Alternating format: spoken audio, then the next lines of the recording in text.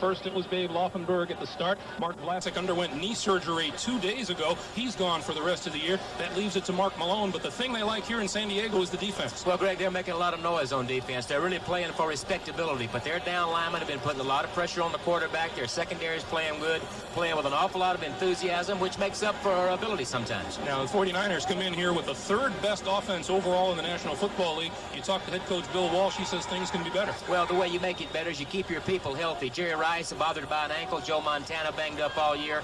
If San Diego doesn't get pressure on Montana, they let him get in the rhythm, could be a long day. Both these teams come off of big offensive explosions last week. The Chargers, winners over the Rams, while the 49ers beat Washington Monday night. San Diego has won the toss. Mike Kofor kicks it away. And here come the Chargers. Jamie Holland, number 86, to the 25 and close to the 30-yard line. And that's where the Chargers will put it in play.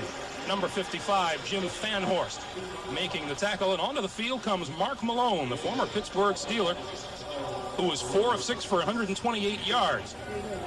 And here's the defense he'll look at. San Francisco, Larry Roberts, Michael Carter, and Kevin Fagan on the front line.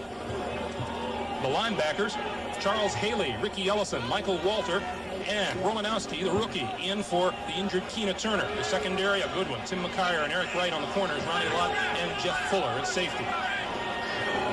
First down, San Diego from the 29. Malone fakes the pitch and throws to the inside to 82, Bernstein. And Bernstein out to the 40, and that'll be enough for a first down for the Chargers.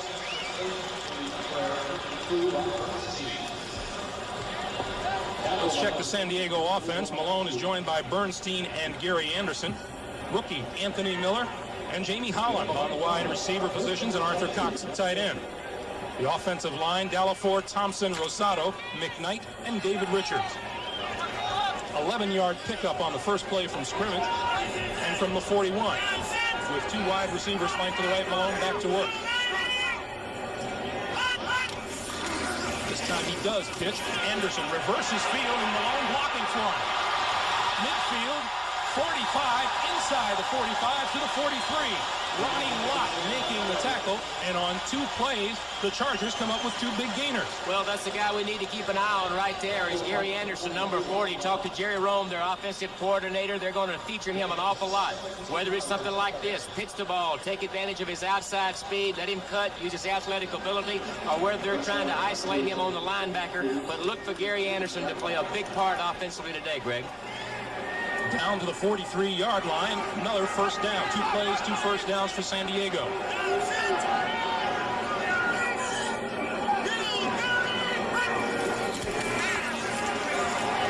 Malone to the near side. Anderson out of the backfield, hit as soon as he catches the ball at about the 40. Eric Wright, number 21, coming up to make the tackle after a pickup of 3. Well, as we said, he's going to do an awful lot catching the ball, running the ball. In their running game, let's look for San Diego to run the ball outside. They think that they will have problems in the interior line with handling Michael Carter, their great nose guard. So their running game is going to be basically outside and throwing underneath San Francisco zones. Al Saunders, now in his 2nd season as head coach of San Diego. Holland and Miller, wide receivers, flanked to the top of your screen. On 2nd and 7. Anderson to the 35. Pickup of 5. Ricky Ellison on the stop, number 50.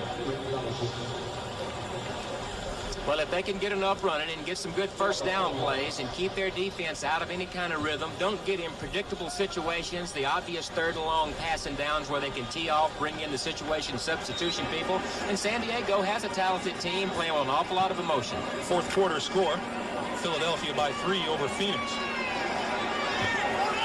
And you see the rest on the CBS Sports Wire. On 3rd and 2, 6 defensive backs in for the 49ers. And out of the shotgun, the handoff. And straight ahead is 26 Lionel James. First down, yardage and more to about the 25. Nice call, nice call. They come out in a spread-type formation, a passing-type formation, hit the draw up in there for the first down. That's the thing that we were talking about, is to be able to keep San Francisco off balance with plays they don't expect, like this, out of a passing formation, a little quick hitting draw to a real quick little back, Lionel James. Nice call. Number 95, Michael Carter, the best nose tackle in football, is the man that the Chargers will have to control if they hope to continue to run the ball that well today. No doubt. First down Chargers at the 24. Malone to throw. Near side, complete. Jamie Holland and knocked out of bounds inside the 20. Tim McKyer, number 22, with the hit. Nice read by Mark Malone. Just take that 5 or 6 yards and create those second and short. So 2nd and 5, 2nd and 6. You see, he takes a look inside. A lot of people on the inside. Just take that right there. Create 2nd and 5. Now they're really on offense, and they're keeping the San Francisco defense off balance. No matter how you feel about Mark Malone's career as a quarterback to date, he is 2-0 when starting against the 49ers. 2nd and 4 after the pickup of 6. This is Anderson. Anderson losing the football. And the 49ers recover.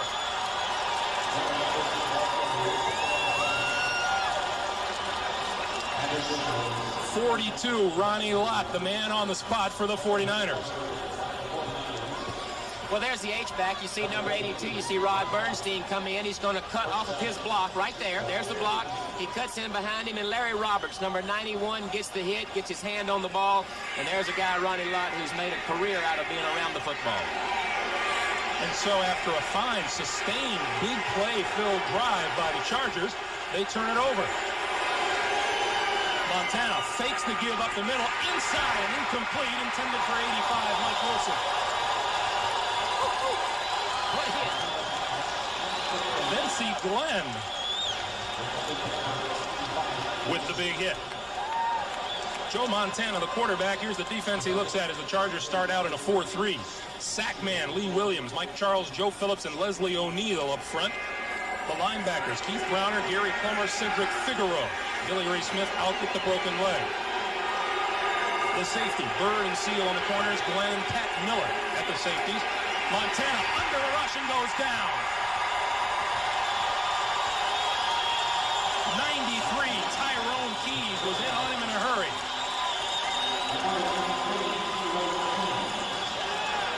Well, it's what happens when you get in predictable situations. An obvious passing down with 2nd and 10, and they bring in those people that really put the heat on the passer. Tyrone Keys, number 93.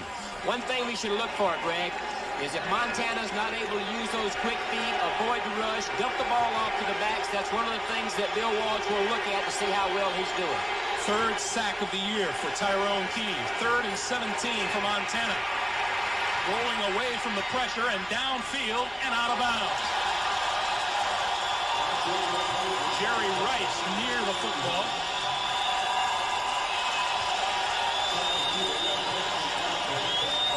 And the Charger defense will give the ball back to the offense. Good defensive series by San Diego. Applying pressure to Montana. If you're going to stop this offense, that's what you have to do, is put the heat on Joe Montana. Don't let him get in the rhythm of throwing those little short passes, controlling the football on you. Barry Helton. Ready to kick it away for the 49ers. And Lionel James, number 26, ready with a fair catch inside the 50. So with 9 minutes, 55 seconds to play, the Chargers go back to work and with excellent field position. 37-yard kick by Helton. And Al Saunders congratulating his Chargers on the sideline.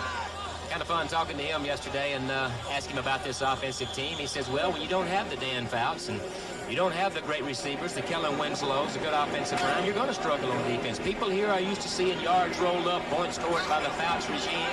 It's not the same. Speaking of Dan Fouts, the honor at halftime. It's Dan Fouts Day here in San Diego today. What a player.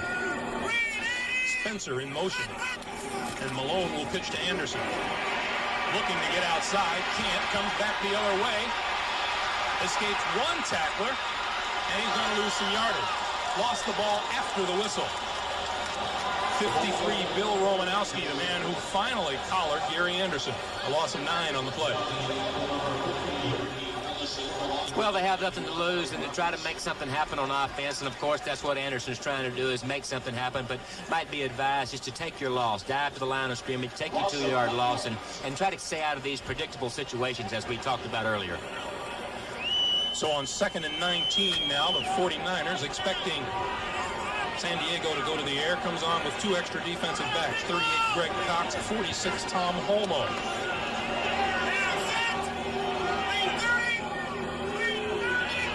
Bernstein goes in motion.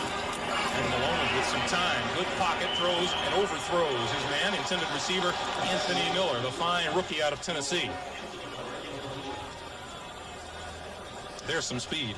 I'll say something like a 10-2, 100 meters, and this young man can fly. The only thing that this young group of receivers do not have, and that's experience. They're going to be, according to Al Saunders, the same type of group of receivers that Dan Fouts threw to, but as soon as they get some experience. Anthony Miller, a 93-yard kickoff return for a touchdown against the Rams last week. San Diego has not done well so far this season on third downs, and they've got a big mountain to climb here.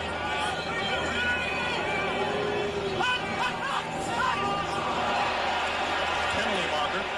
Malone to the far side, has his man knocked out of bounds short of first down yardage. Is number 87, Quinn Early, the rookie out of Iowa.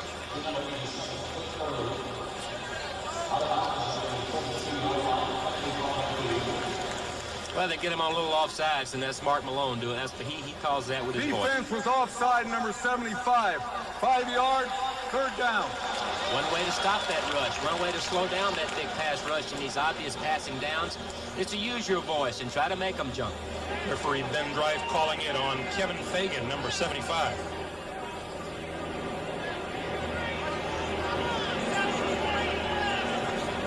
Penalties have been something that haven't been new at all with the 49ers this season. Talked to some of their players yesterday and asked them about their penalties, and they really couldn't give you a solid answer on why. Lack of concentration, some of them good calls, some calls they thought weren't so good, but a combination of all three. Randy Cross seems to think it. 5-yard penalty. They're going to accept the penalty. Ben Drive just clarifying that they will walk off the 5 yards against San Francisco, and it's a 3rd and 14 now. Randy Cross of the 49ers is saying it's kind of become habit to throw the flag on the 49ers. And he also said that no matter, they expect to get penalties now because of all the ones they've had this year, and you have to win in spite of those. Play through the penalties. 8:51 to play. 3rd and 14. And Malone will operate out of the shotgun with 3 wide receivers. And here come the 49ers. Blitz is picked up over the middle. Bernstein will come up way shy of first down yardage. Greg Cox, number 38, with the first hit on Bernstein. And the Chargers will kick it away. Well, it just goes to show you the importance of every play. You get the first play with Gary Anderson, loses 9 yards, puts him in a hole, changes your entire perspective of what you expect on defense, puts you in a hole from the start, and as a result, they had a terrific field position, and they get nothing out of it. Ralph Mosienko, second best punter in the NFL, with a 44.7 average to John Taylor. And Taylor from his own 10. And Taylor is buried, and here's a penalty marker down. Randy Kirk in on the stop. 37-yard kick and a 4-yard return, and we'll check the penalty.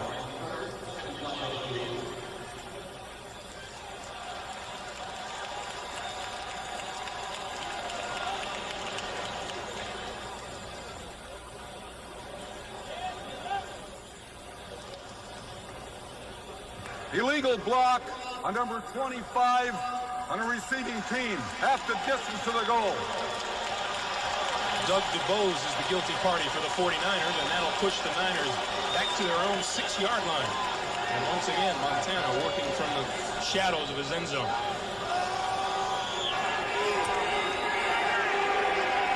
Montana with Craig and Rathman in the backfield, Wilson and Rice the wide receivers, and Ron Heller the tight end. And on the line, Wallace, Sapolo, Cross, Bruce Colley, and Bart Harris. And that play goes nowhere. Mike Charles, number 71. Well, it's a game of field position, and they get poor field position because of San Diego getting good field position. They kick them in the hole and play defense. Here's a replay of it. It's just penetration. There's a penetration right there by number 71. Doesn't matter who it is, but if you let anybody get that kind of penetration in your backfield, Greg, it destroys all the timing. Mike Charles, a 6-year man out of Syracuse, a 2-yard loss at 2nd and 12. Montana from his end zone goes for Jerry Rice. Incomplete and almost intercepted, number 22, Gil Bird, who told us yesterday he could very well be man for man on Jerry Rice today. Well, they're going to play a lot of man-to-man coverage. They have to put pressure on Joe Montana. In order to do that, they're going to bring some people. They're going to bring some linebackers, and they're going to get in there designated pass rush people, play an awful lot of man-to-man type defense, and it's going to be up to the corners, Bird, and the other corner, Sam Seal, to do a good cover job. We asked Gil if he's feeling uneasy at all about covering Jerry Rice one-on-one. He said no. No, he said he welcomed the challenge. They're playing with an awful lot of aggressiveness. 3rd and 12, draw play. Here comes Roger Craig. Out to the 10 and brought down at about the 10-yard line. Elvis Patterson, number 34, one of the extra defensive backs up for the tackle. And after pickup of 6, the Niners will kick it away. Well, the Chargers have to be very pleased with the majority of this game thus far. The first 5 minutes, or first 8 minutes, have been played down in the 49er end of the field. And that's what they would like to do, is you keep a team pinned in, it cuts your game plan almost in half, maybe more than that, Greg. It limits you so much, so there's a lot of things you can't do because of the poor field position. Lionel James, number 26, back to receive for San Diego. And Helton will get this one away from his goal line. James at his own 45. Across midfield to about the 46-yard line of the 49ers, and 24, Harry Sidney there to make the stop. 44-yard kick by Helton and an 8-yard return. Well, you play it against a good team like San Francisco, and you get this kind of field position, you can't come away without getting some type of points. Granted, they've kept San Francisco in a hole in bad field position, but you have to score some points. You can't keep dodging those bullets. You can't let this team off the hook. You got to keep the pressure on. Best way, score points. We talked to Mark Malone yesterday. He was growing a Dan Fouts-type beard. That would help me play like Dan Fouts. I'd keep a beard, too. First down from the 45. Malone right to the air. Some time over the middle. Hits his man. 83 is Anthony Miller. 5-yard pickup. And Ricky Ellison was there for the stop. Quick drop by Malone. Yes, it's the H-back type, Washington type offense where you just take what the defense gives you. Here is a perfect situation of taking that little hook right there, number 83 right there. Take that, create the 2nd and 5s, and you're on your way. That's exactly what Malone is looking at. Gary Anderson, the lone setback behind him, and Bernstein flanked to the bottom of your screen. It'll be Anderson off left tackle. And Kevin Fagan was there to make the hit. Pickup of 1, it'll be 3rd and 4. And again, if you notice, most of their running game is aimed at the corners, the off-tackle area outside with Gary Anderson. And again, to reiterate, it's because of the great nose tackle, Michael Carter. We looked at his forearms up close yesterday. I wouldn't run at him either. Tight end Arthur Cox out of the San Diego lineup, and Quinn Early is in as a 3rd wide receiver on 3rd and 4 now. Clock continues to run. We have 5:20 to play here in the first quarter. Greg Gumbel along with Ken Stabler, scoreless ball game so far.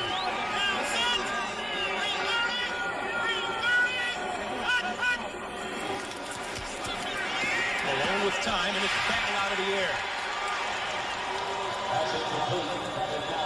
78, Pierce Holt, the rookie out of Angelo State, who has played so well for the 49ers. Knocked it out of the air and forces the Chargers into another punting situation. Again, terrific field position and coming away with no points. Mozienko will kick to John Taylor. Taylor, the NFL ruling punt return, will let this one bounce. The Chargers will down this one inside the 5-yard line. And once again, the 49ers will go to work operating from some very familiar territory so far today. Jamie Holland was there, 34-yard punt by Mozienko. Questions all week long about Montana's health. Bill Walsh says he's okay. He said one thing you look at Joe Montana is the fatigue factor. If Joe starts to get a little tired, then the ball starts coming up a little bit short. He's not able to use his ability to avoid the rush, the quick feet. It's a fatigue factor that works on Joe Montana. 4:55 to play first quarter. From their own 4, the 49ers go back to work, and Montana back to throw. Got it, Jerry Rice wide open. That's all over. Ring the meter. 90 yards, and the 49ers strike just like that.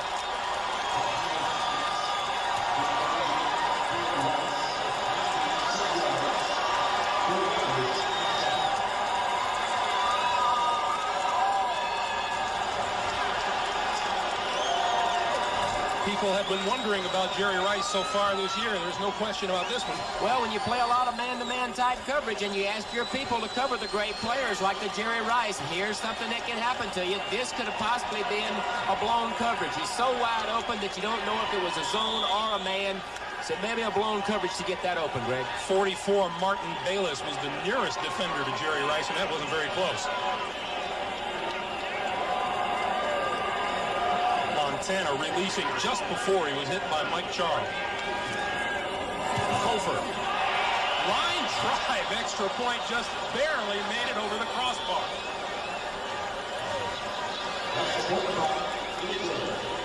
A 96-yard touchdown reception for Jerry Rice is a new 49er record. And that's his 7th touchdown of the season. The reason there were questions for about Jerry Rice is because he had 23 in 11 games last year.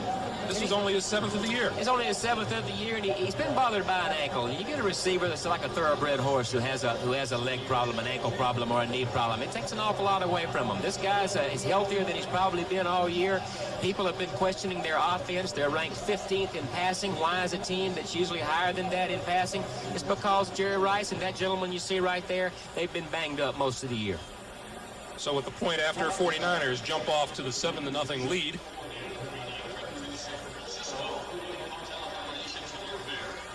And now the Chargers, who have had the edge so far this afternoon, make one mistake defensively, and it costs them and puts them in the hole. Make one mistake defensively, and then again, getting a good field position. The 2 series they had the football to 50, 40-yard line right in that area, not coming away with any points. That comes back to haunt you, and it has. Mark Malone on the sideline talking with Babe Laufenberg, who started the first 6 games of the season for the Chargers. Kofor kicking it away.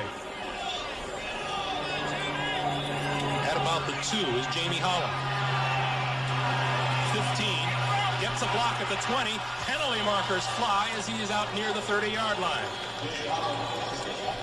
Harry Sidney there to make the stop. And we'll see if the flags set the Chargers back.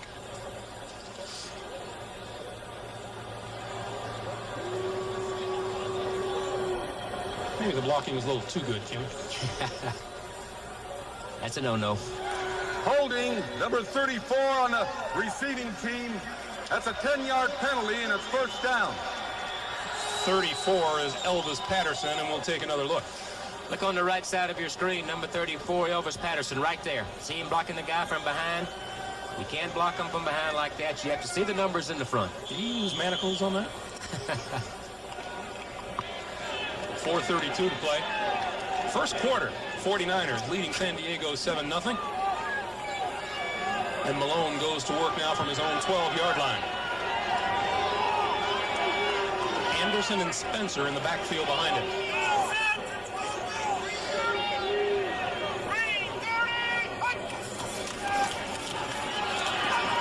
Malone over the middle, in and out of the hands of Anderson. Well, the most important play for San Diego is going to be on first down, Greg. They have to get good first down plays to keep this defense out of a rhythm, to keep those designated pass rushers over on the sidelines, and the first down is the most important thing. A good example, when Gary Anderson loses 9 yards on the last series of downs, puts them in a hole, you're in trouble. Fourth quarter in Philadelphia, the Eagles lead over Phoenix is 10 points, 31-21. And the Jets have come back to take a 4-point lead over Miami in the fourth quarter. Here, 7-0 49ers on 2nd and 10. Gary Anderson trying to break away and can't do it. And big Michael Walters, 6'3", 240 pounds, in his 6th year out of Oregon, makes the stop. just a draw action out of a passing type formation, a little reverse draw. The quarterback reverses out, brings the ball back to the back and let him cut off the block. But Michael Walter reads it, gets off of the block and makes a nice play. One guy to watch in that San Francisco secondary, number 21, cornerback Eric Wright, who told us yesterday, frankly, he's lost a couple of steps with the 2 groin injuries. His injuries have bothered him, and he said the way that it will change his style of play, instead of playing a 7 or 8 yard cushion on a receiver, he may play 9, 10 yards. We'll keep an eye on that. He's on number 87, Quinn Early. Malone in the end zone, throws it away. And referee Ben Dreith is going to take a good look at this. Dreith looked like he was reaching for his flag, then may have seen a receiver in the vicinity of the ball that hit the turf. Well, you're going to take a look at it. Malone does a nice job of getting rid of the ball, but does the in-the-grass rule come in right here? Does he have him? Does he throw the in-the-grass flag, or does he let the play go? He lets the play go. Incomplete. Nice job by Malone of getting rid of it. Danny Stubbs and Charles Haley in on Malone. And Mosienko will kick it away from his own end zone. Again, they had a bad first down play, Greg, and that's the result right there. Bad first down play, put you in a hole. John Taylor from his own 45 and out of bounds at about midfield. That stops the clock with 3 minutes, 26 seconds to play here in the first quarter. 45-yard kick by Mosienko, and not a bad one under the circumstances. Well, it just shows how one particular play can turn the entire game around, the situation around. They're on their own 5. They get a 95-yard, 96-yard touchdown pass. They hold the offense down in the hole. And now look how field position has changed in this game. It has done a 180. San Francisco now has the ball midfield. Bill Walsh, you saw him there talking to Joe Montana. Wants Montana to throw about 35 times today. Says he'd like him to complete about 25 of them. Get in a rhythm, throw 35 times, complete 25 for about 300 yards, which would be a normal Joe Montana day. San Diego cannot let him get in that kind of rhythm. Roger Craig, Malone back behind Montana as the Niners start from midfield. And Craig goes down in the backfield. 91, Leslie O'Neal was in a hurry.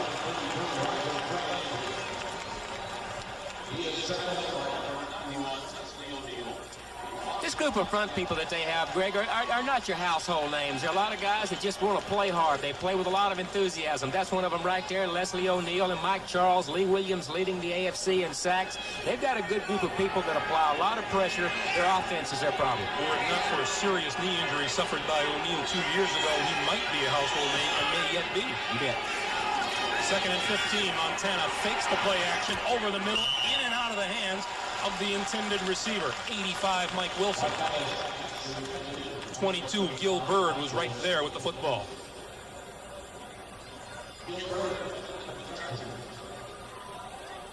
So Montana now looks at a 3rd and 15. And this is the way that San Diego wanted to play San Francisco, is put them in predictable situations. Niners now with 4 wide receivers on 3rd and 15.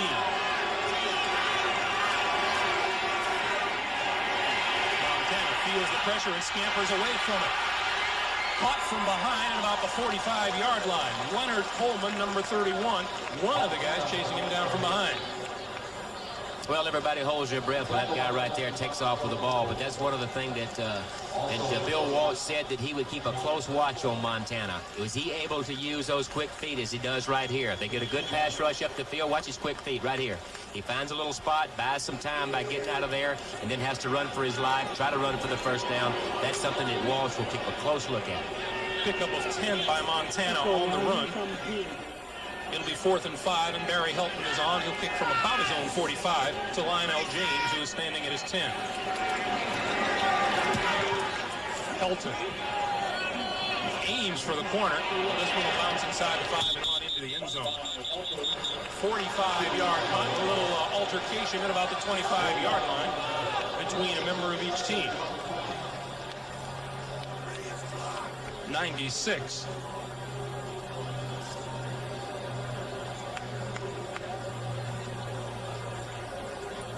Is not listed on the scorecard. No 96? Boy, there's one out there that's mad as the devil.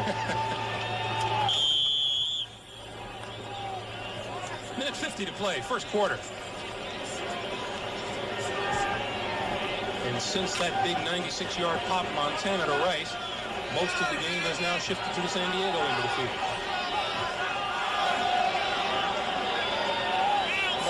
brings his team up first down at 20.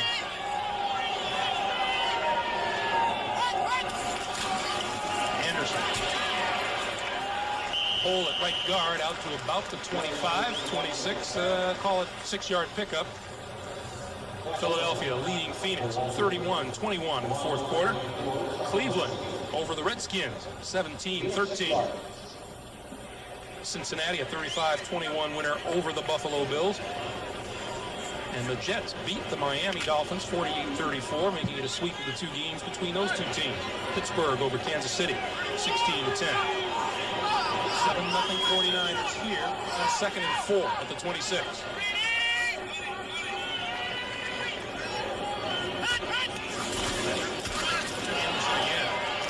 Anderson across the 30 and enough for a first down.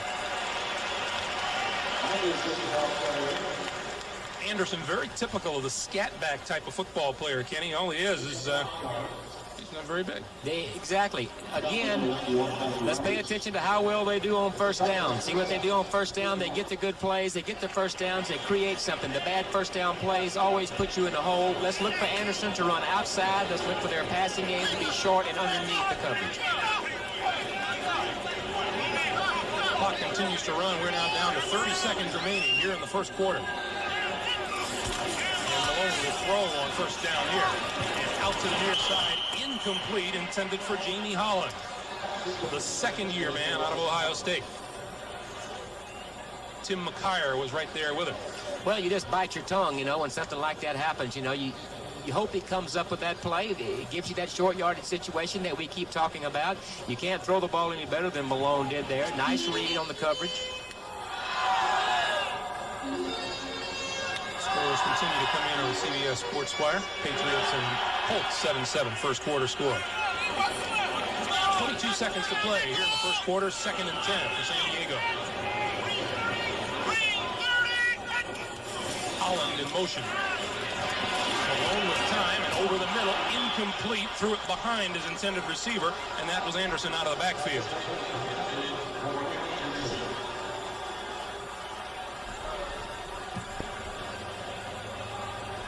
.592 total yards for the New York Jets, who beat Miami 38-34. That's an awful lot of yards. Go home and get some rest. Receivers, running backs. Cox and Anderson out Quinn early in the lineup. One of the things Malone says is a bit chancy when you go out there is because this receiving core of the Chargers is so young. Yeah, reading these guys has been a problem for Malone because they are so young. They're not used to this type of offense, and they have a lot of option routes. They're not in sync at all. Whistle blows, and Malone may have run out of time here before the snap. Offense, delay the game, 5 yards, 3rd down. And Brad says that's exactly what it was, and it'll give Malone now a 3rd and 15. They've struggled on offense, and they have an awful lot of those young receivers. They've turned this team into a power running team as opposed to a finesse trap blocking type team that they used to be. And the combination of those two things, all the different quarterbacks they've used with Vlasic and Mark Malone, Dave Lothenberg, and they've never had any continuity in their offense all year. Their defense has kept them in every game they played. Al Saunders said yesterday, we just like to keep it close with the defense and hope that the offense can give us a big play near the end. 3rd and 15. 6 defensive backs into the lineup now for the 49ers. Malone has a man turned in underneath. And it's incomplete. Intended for Lionel James. Well, they'll give them that. They'll drop back and play that deep zone, which they played then. They'll give them underneath and come up and make the play short of the first down, then hope for good field position. Just a deep zone. You can tell the fans did not like taking the short one. Mozienko in to kick to John Taylor.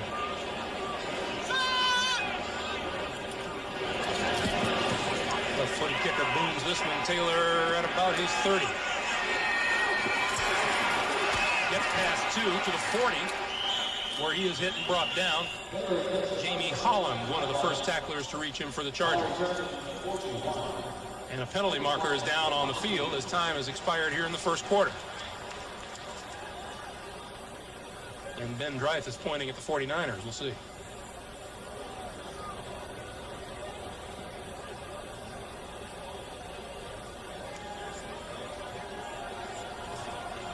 Well, Mozienko hasn't left the field yet for the Chargers, so he may think that he's kicking again.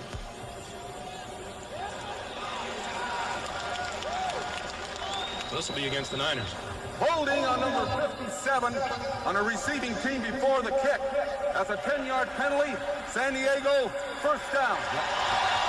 So Sam Kennedy's holding call will give the Chargers a first down. When second quarter action begins. That's the kind of mistake that Bill Walsh does not like at all. Well, they've been making those mistakes all year long. They've been penalized an awful lot, the inconsistently quarterback because of injuries and Jerry Rice being banged up. And they really haven't played as well offensively as they did last year. Their defense is still playing extremely well. Well, Bill Walsh readily admits we've botched a few games so far this year. And yet, they're still very much in the hunt. Take a look at the standings. First of all, for San Francisco running 2 games behind the New Orleans Saints. The Saints leading the way at 9-3. And the 49ers and the Rams right behind them at 7-5. All right, that's the end of the quarter.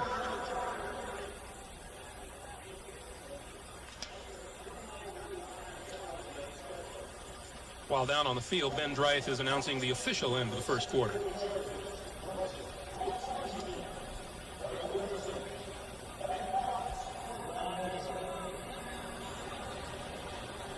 Live at Jack Murphy Stadium, Greg Gumbel along with Ken Stabler. 49ers leading the Chargers by a score of 7-0. We're talking about those divisional standings. Let's take a look at them. And first of all, in the AFC West, where no one, Kenny, wants this division, it seems. Doesn't seem that way. Everybody locked up at 6-6. Of course, the Raiders may have the edge in that division, Greg, because of being 5-0 within their division. So let's give them the first look. All right. Meanwhile, San Diego is not completely out of it. San Francisco definitely not out of this race because the last 3 weeks of the season, they play New Orleans, the Rams, and Atlanta. As Bill Walsh said yesterday, they've got their destiny in their hands. It's all up to them. They played within their division the last 3 weeks, and they can determine what happens. 7-0 49ers. We were talking about those problems that the Niners have been having with the penalty flags. That pretty much says it all. Only Houston, Minnesota, and Dallas have done worse. And that's not like a Walsh coach team. They're usually well coached, and they usually are one of the lower penalized teams in the league. As we get underway here in the second quarter, first down. Malone out of the backfield. Bernstein across the 40, and he's close to a first down. Rob Bernstein, the H-back in this system, does a lot of different things. You'll see him going in motion back across the backfield on occasion. You'll see him blocking on the nose man on occasion. And you'll see him release into the flats and in the hook-type patterns, the short ball control-type passes, as they have right here. Ball's behind him, makes a nice adjustment to the ball and turn around and gets the first down. Bernstein, in his second year out of Texas A&M, picks up 11 and gives San Diego a first down now at their own 42. Bernstein now a slot back to the near side. And the pitch is for Anderson. Anderson trying to turn the corner and does. Out over the 45. Loses the ball after the whistle. That'll be a 5-yard pickup. And again, Michael Walter in on a stop, this time along with Larry Roberts. Yeah, good job by David Richards there, right tackle, and Dennis McKnight to right guard off the right side. Off those corners, as we said earlier in the broadcast, that they're not going to run up the middle because of Carter and those middle inside linebackers off the corners and outside. The Phoenix-Philadelphia game is now a final.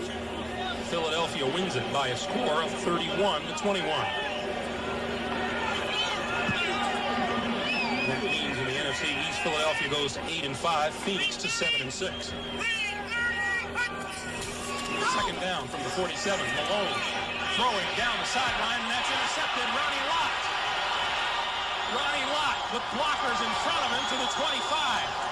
Inside the 25, and the 49ers will have good position to go to work again. 46 96-yard return by Ronnie Lott on a pass that you have to question, Kenny, whether it should have been thrown or not. You really do, Greg. You have to question the timing of the pass. It's a zone type, and it's going to be a short defensive guy. You have to get this ball away in a hurry. The ball should have been gone a long time ago over the first guy you see right there, number 21, Eric Wright, and before 42, Ronnie Lott can get to the ball. Ball hung up in the air too long, thrown too late, and there you see the result. 5th interception of the year for Ronnie Lott, number 43 of his career. He is only 4 behind Jimmy Johnson, who's the all-time leader for the 49ers, who has 47. I gave him a few myself. From the 23, Roger Craig, straight ahead. Craig breaks free at the 15, all the way inside the 5 to about the 3-yard line.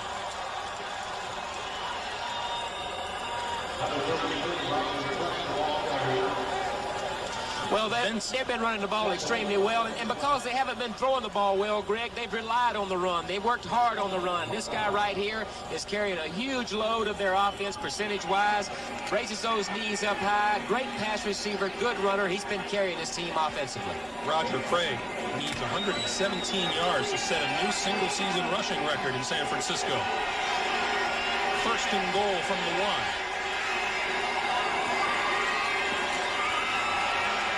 Rathman did not get in.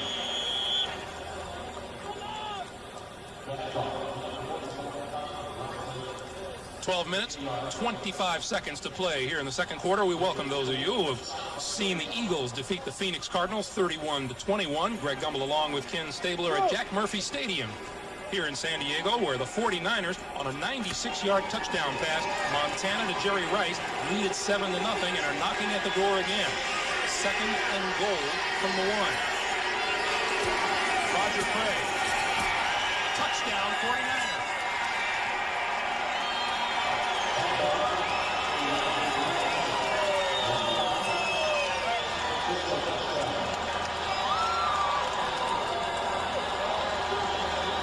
Watch this athletic ability of Roger Craig. Great pass receiver, good goal line runner because of his leaping ability. Watch him get up in the air right here. There he comes. Gets in there for the touchdown. NASA would like to have boosters like that. There's a low angle of it. Kind of reminds me of myself headed for that goal line, headed for pay dirt. Touchdown. I think you're the only one that's reminded of yourself on that play. Extra point attempt by Kofor is good. So with 12:01 to play here in the second quarter, 49ers turn the turnover into points on the board and lead it 14-zip. 12:01 to play here in the second quarter at Jack Murphy Stadium.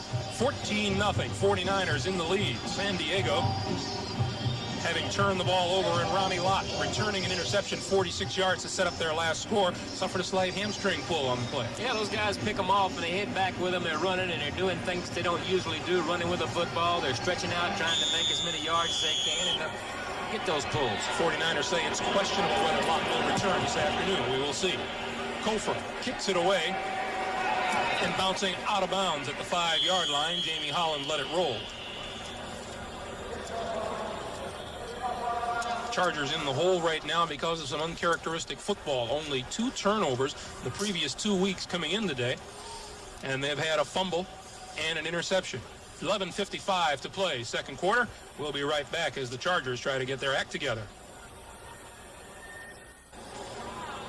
11:55 to play in the second quarter. San Francisco 49ers have never won here in San Diego, but they're off to the good start. 14-0, 38. Greg Cox is now in at safety for Ronnie Lott, as we told you a couple of minutes ago. Slightly strained hamstring, and they're going to sit him down for a while and check him out. Cox, the rookie out of San Jose State. First down for San Diego, the ball at their own 35-yard line.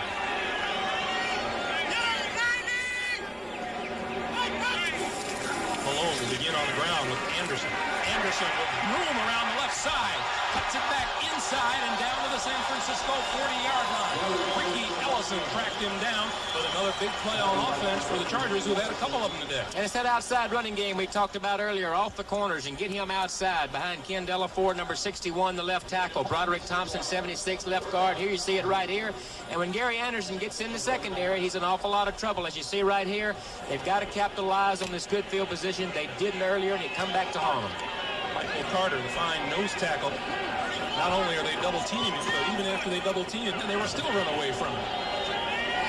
First down at the 39 for the Chargers. Again, Anderson. And this time, Anderson gets very little up the middle. Pierce Holt, number 78, as the Charger defense regroups. And really, the Charger defense has played pretty well. They gave up the one big play, the long bomb to Rice that really got him. It started the downfall, but they've really played very well. The offense hurt them by turning the ball over twice. Pickup of 3 on the play. And Ronnie Lott watching the action from the sideline. 2nd and 7, 10:40 to play here in the first half. Malone, holding receivers to the left side. He rolls that way and throws to the sideline. In and out of the hands of 83, Anthony Miller.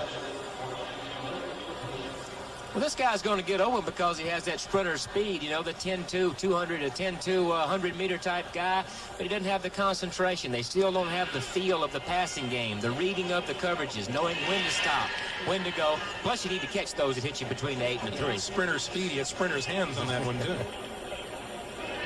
3rd and 7. The 2 rookies, Miller and Quinn Early. Opposite sides of the field, along with second-year man Jamie Holland in the slot on the near side. Malone fakes the handoff, and here's Malone on the run, and he's got all kinds of room to the 5. Touchdown!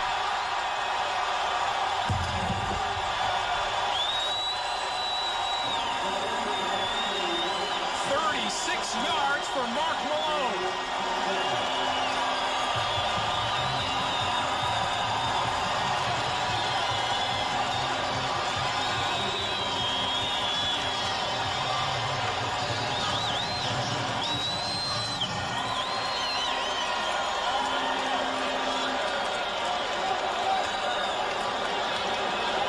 Steve DeLine.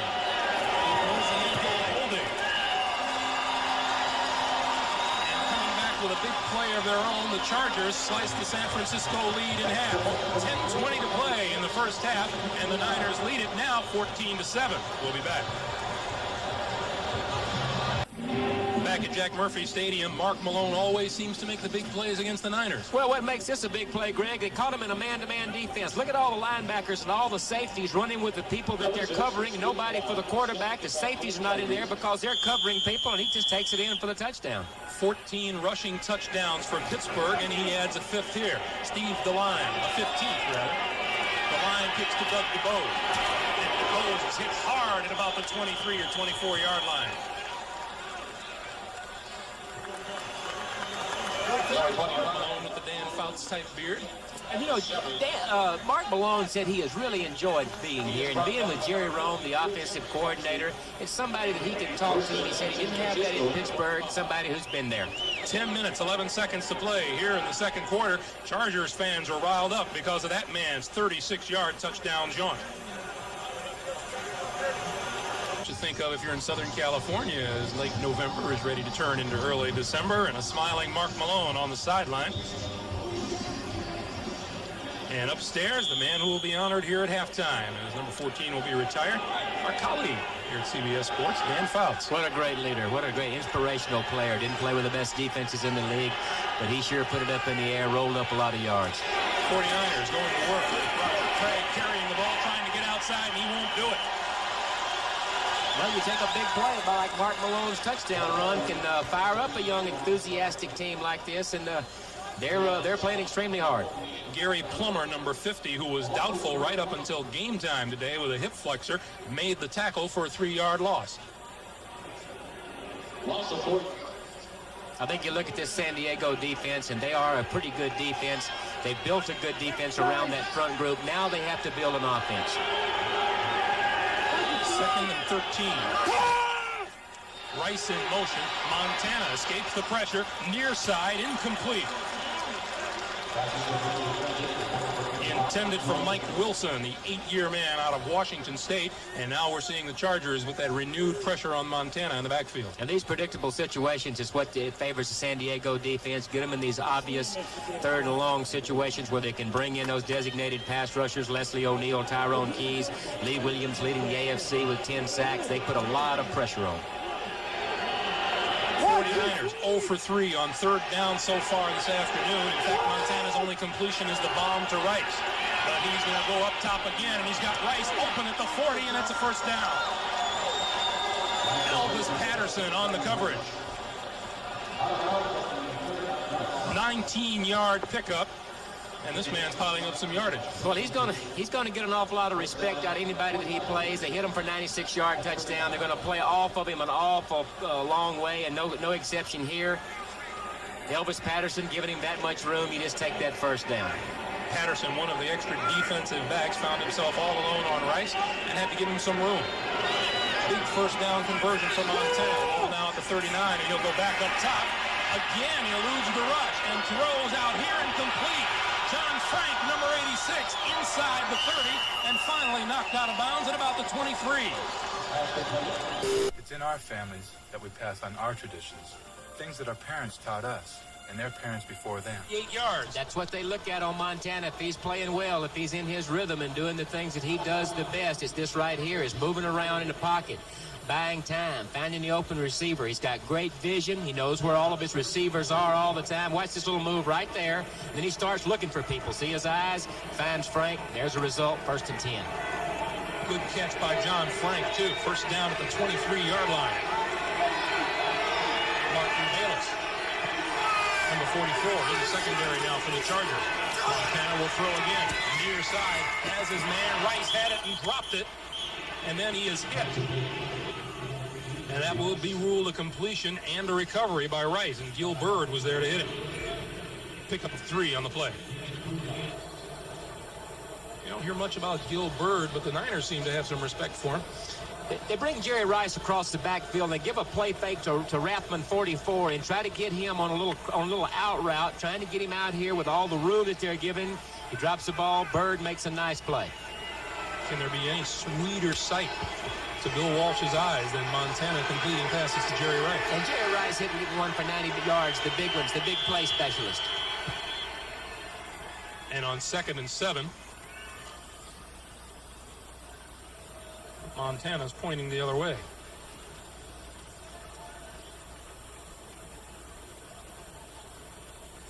And Ben Dreith is going to try to figure this out.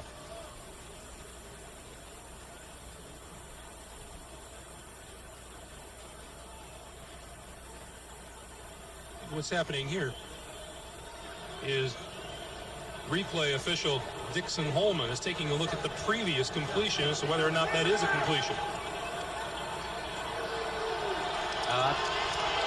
I think he had possession. The play does stand as called, and now here comes Rathman. And Rathman is met hard inside the 20. Pick up a 3 on the play. Cedric Figueroa and Gary Plummer there to make the hit.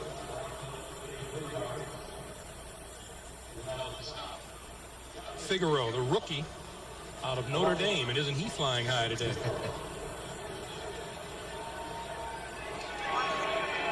Third and 4. A big defensive play for the Chargers here. 83 Terry Greer is into the wide receiver. Montana over the middle has Roger Craig, and Craig down to about the 12, and enough for a first down. Well, down inside the 20-yard line, 15-yard line where they are now, you always expect a man-to-man type coverage. And you take number 33, Roger Craig, terrific year pass receiving. You get him hooked up on a linebacker. That's the mismatch that you look for. Roger Craig comes in as the leading rusher in the NFC and the leading NFC back in reception. Now, first down at the 11 for San Francisco. Rathman wrapped up as he crosses the 10 down to about the 8.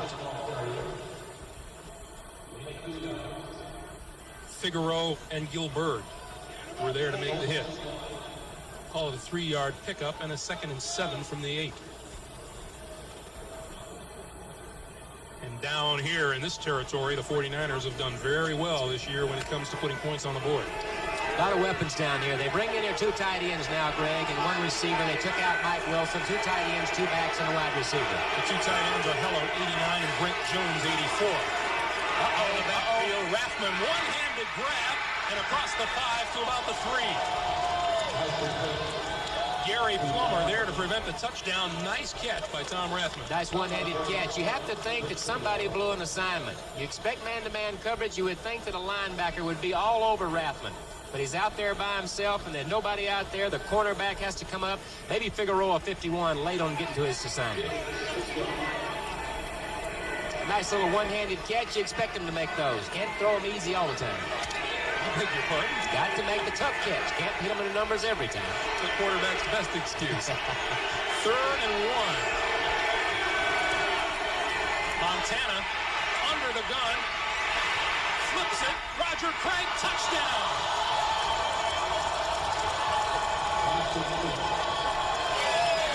Montana, great balance, great presence, and finds the open man. However, Doesn't matter. It doesn't matter how you get it there as long as you get it there. That'll look like a strike in the paper tomorrow. no one says it has to be pretty. That's right. Good play by Montana and Craig. Here's another look. This is when he's best. Coming out of the play fake. He's trying to get the tight end back to the corner. He gets some heat. Watch this. Great balance. Let me just shovel this one out to you, and you go from there with it. Mike Kofor on for the point after. Barry Huntley holding. And the kick is good. We have 5 minutes, 49 seconds to play as the 49ers reestablish that 14-point lead on another fine play by number 16.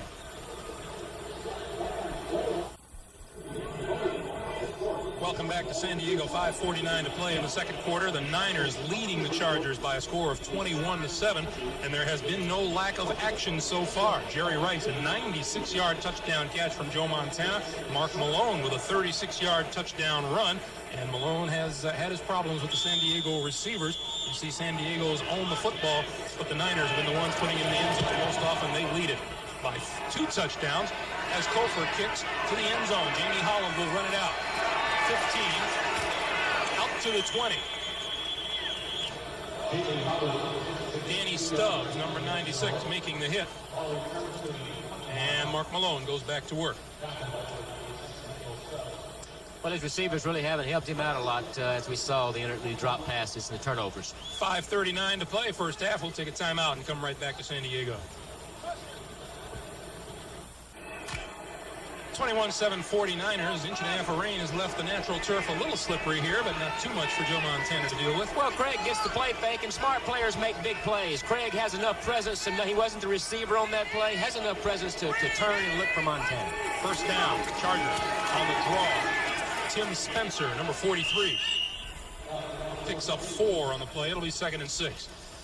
You know, with the score the way it is right now, Greg, at 21-7, they have to stay with their game plan. Their game plan was to run off the corners, run outside, and throw the ball underneath against the zones of San Francisco. Look for the man-to-man type coverages to go for the big one. Just stay within the game plan, still early. Spencer and Barry Redden in the backfield now. And Ronnie Lott back into the lineup for the 49ers. 2nd and 7. Malone over the middle. Penalty marker flies. Complete to Bernstein. Ellison with the tackle, and now we'll check the flag. And Ellison is down and appears to be hurt.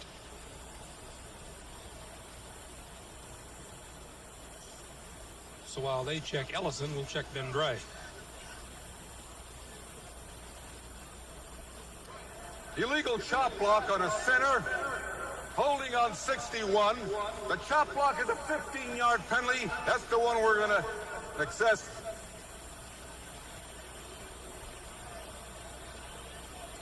'61 is Ken Dallafor, left tackle. Well, they get the center. They get Dan Rosado for the chop block. See where that is right here.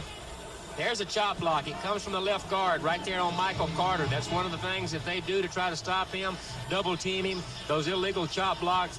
We talked to him yesterday, and he said one thing that he has to do is to study game plans and to study formation to know where everybody's going to be coming from, because he gets hit from every angle that you can imagine. He did say he gets a little busier as days go on. Meanwhile, Ricky Ellison able to walk off the field under his own power.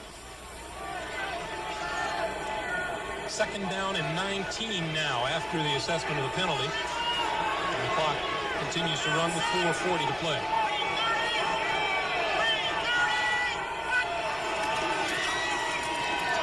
Anderson.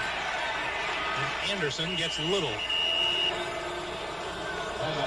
A yard, to be exact.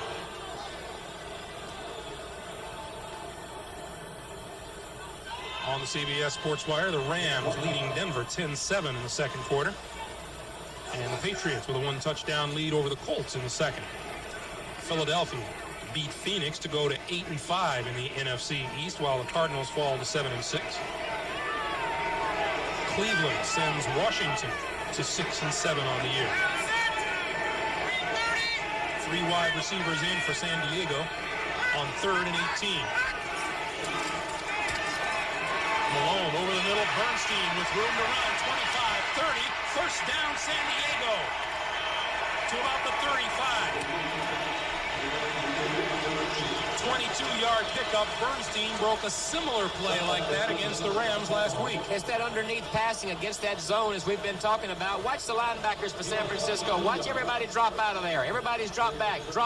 Dump the ball to Bernstein. Has great presence to know where the first down stick is. Dives for it. Makes a big play. Tom Holmoe, number 46. In his 5th year out of BYU, made the stop on that man, Rod Bernstein.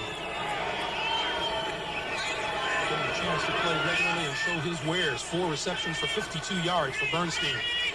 First down, San Diego, their own 35. Malone eludes the rush, throws out here, complete to Anderson. Anderson across the 40, almost to the 43-yard line. Michael Walter made the stop. Nice job of that guy right there of evading the rush. Nice job by Anderson to come back to your quarterback when he is in trouble.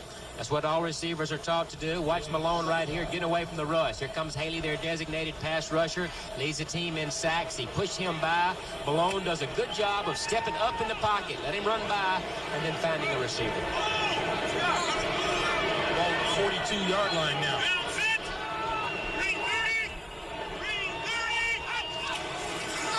Three-yard shot, a first down under the gun, and Malone's pass batted back into his face by Michael Carter. And there are those arms we were talking about earlier. Enough material in that jersey to make a blanket. That one was set up for a screen, and Michael Carter foiled that completely. It really was. It's a screen-type play. They let them get penetration, but not that much. You have to give your quarterback enough room to get the screen off. Michael Carter at 6'4", 280 pounds. And Malone out of the shotgun on 3rd and 3. Ronnie Lott shows blitz up the middle, but he doesn't go. Malone will run it up the middle, dives for the first down, and appears to have it. Michael Walter made the stop, but not before Malone picked up the first down. And the clock continues to run as we wind down toward the 2-minute warning.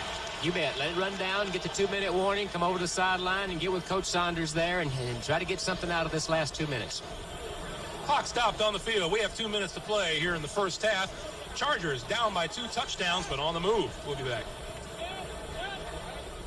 The newfound power of the Saints. The top-rated defense of the Vikings. 2 teams with big playoff dreams. Next Sunday on CBS Sports. 2 minutes to play here in the first half. San Francisco leading San Diego by a score of 21-7. Greg Gumbel along with Ken Stabler. A couple different schools of thought right here on defense, Greg. You can play zones, give them the little things, and hope that they can't go the 50 yards or get into field goal range. Or you can play a man-to-man type coverage, try to shut them down right here. I would guess they're going to play a zone here. Malone out of the shotgun over the middle has his man. 86 is Jamie Holland. Across midfield to about the 47, and the Chargers will go straight to the snap without a huddle. Pickup of 7. It'll be 2nd and 3.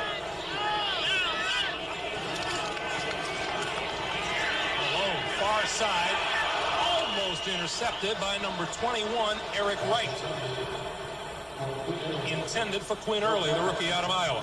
Eric Wright's been bothered by a couple of growing injuries, and talked to him yesterday. He said he felt like he had lost a step or two, had to play with a little deeper cushion than normal because of his injuries. Here the ball kind of hangs and gives Eric Wright time to make up the ground. If you look at a coaching point right there, the receiver should come back for the football, which the young receiver didn't do. Eric Wright says, these days I am definitely relying on technique. Quinn Early, the receiver, out there working on Eric Wright. Those young receivers need to know when to come back, when to sit down. That's one of the problems they've had. Chargers need 3 yards for a first down. They've got it. This is Lionel James, and James looking to get out of bounds, and he did, close to the 40-yard line. Good call. Throw something on the outside that will get you the first down. It will also get the guy out of bounds to stop the clock. Here you see the secondary back there. They're playing, look like a man-to-man type coverage. You see the safeties rotating.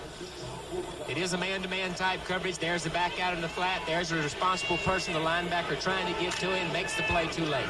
Cleared out, and James just cut underneath for the reception in the first down. The ball now at the 49er 40 with a minute 31 to play here in the first half.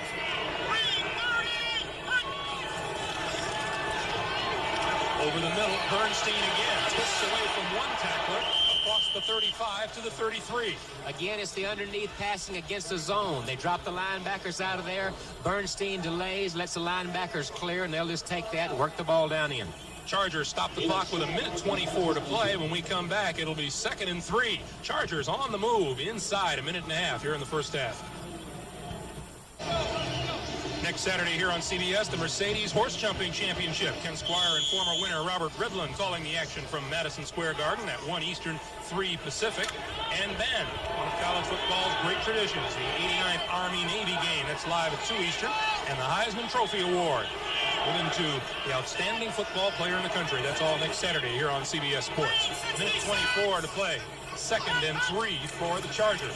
Malone will keep it on the ground this time, and Gary Anderson gets up near the 30-yard line. Well, he's got to speed things up now. He's got to get up to the line and start barking out numbers or barking out colors or whatever happens to be their system. You see him doing it right now. The sooner you do that, the longer you have at the line of scrimmage to get your play off. Well, right now they're going to stop the clock and call for a measurement because Anderson is close to first down yardage at the 30-yard line. San Francisco's running game, which has been pretty decent behind Roger Craig all year long, has been exceptional today. Or the defensive rep. Yeah, they've 101.5. You see a season average. They've already given that up in the first half. That's not like a San Francisco football team giving up that many rushing yards, especially the first half alone. Roger Craig hasn't switched to defense, has he? Not yet. There's the huddle right there. You know, when you go into the huddle, some of the things you might tell your guys. Remember, if you have an opportunity to get out of bounds, get out of bounds. Understand we're running short of time. Get up, get back to the huddle so that we can use our no-huddle offense. First down for the Chargers at the 30-yard line. Bernstein in motion. Malone has time and goes for the end zone. Just out of bounds, Jamie Holland, the intended receiver, and there's a penalty marker down in the backfield. Eric Wright was the man on Jamie Holland. This one looks like it'll back the Chargers up.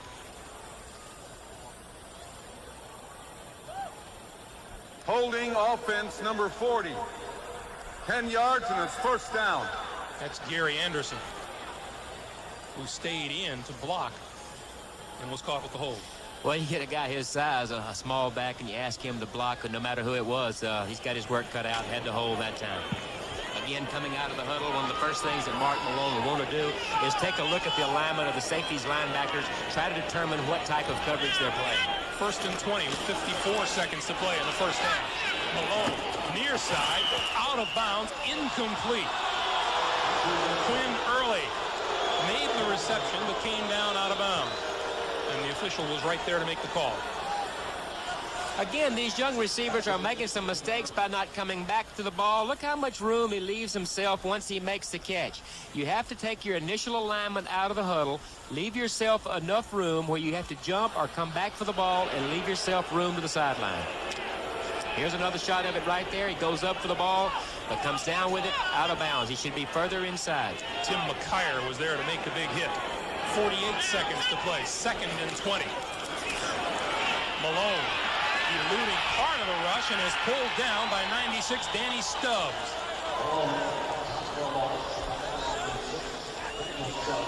And the clock is stopped with 41 seconds to play.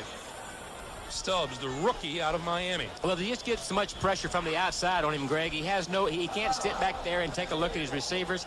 He just has to move around. There it is right there. Running for his life. So the Chargers take their second time out, 41 seconds to play. We'll be back to Jack Murphy Stadium with more in just a moment. Tradition, spirit, pride, and a year's worth of bragging rights are on the line when Army and Navy square off next Saturday to fight for the Commander-in-Chief's trophy. Army is heading to the John Hancock Sun Bowl and is one victory away from deadlocking the series at 41 wins apiece. Army against Navy, 2 Eastern, 11 Pacific on CBS Sports. 41 seconds to play here in the first half. 49ers lead the Chargers 21-7. 43 yards to go and 1 timeout for San Diego. Malone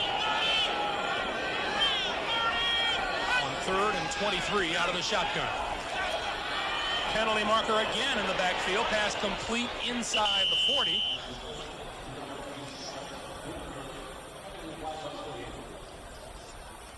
Quinn Early was the receiver, but this is another holding call on the Chargers. An interesting call coming up here for San Francisco. You bet. Ben Dreith talking it over with Ronnie Lott. Illegal hands to the face mask, number 74. They declined a penalty. It's going to be 4th down. Well, 74 is Chris Gamble out of Iowa. Well, from there, it's a 55-yard field goal from where the ball sits right there. You take 7 yards, the holder will get back on one knee to 10 yards end zone with a upright start. That's 55 yards, probably out of the range of their kicker. So 4th and 17. We remind you, coming up, halftime, the NFL Today. Brent Irv and Dick Butkus with scores and highlights, and then we'll be back here at Jack Murphy Stadium for all of the festivities for Dan Fouts Day. 4th and 17. Malone trying to get outside, throws complete to Bernstein. Bernstein out of bounds inside the 40, not nearly enough for the first down, and the ball goes over to the 49ers with 26 seconds on the clock. Danny Stubbs has been getting pressure on the quarterback all day long, and he did again there. Second quarter at Mile High Stadium. Denver leading the Rams 14-10. 49ers with an active interest in that game. You bet. Didn't give Malone much help that time. They penalized themselves. They get down in there with an opportunity to come away from some points, and they penalize themselves out of it with holding penalties. 592 total yards. Pittsburgh, a 6-point winner over Kansas City. And Montana, over the middle, has Jerry Rice. And Rice is brought down at the 43. Well, they're going to try to get something out of this. Montana looked directly at the official right after the reception. They get their time out, and they're going to try to get away with something, get something out of this 20 seconds. 6-yard pickup on the play. Clock stopped now with 20 seconds.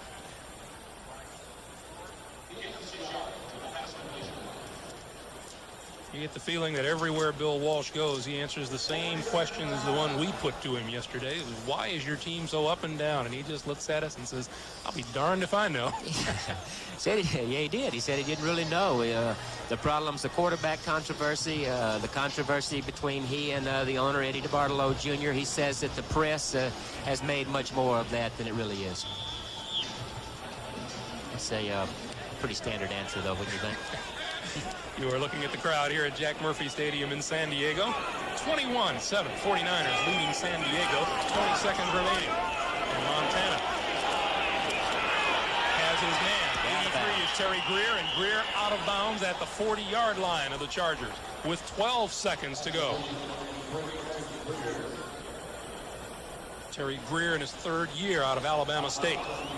Well, with 12 seconds left, they're going to have to make something happen here. They're out of field goal range where they're situated right now. Only 12 seconds left. You have to think it's going to take at least half or more than that for this particular play. So they've got to make something happen right here. Mike Kofer's career-long field goal is a 52-yarder. Straight ahead, Rathman near the 30. And Montana calls timeout with 8 seconds to play.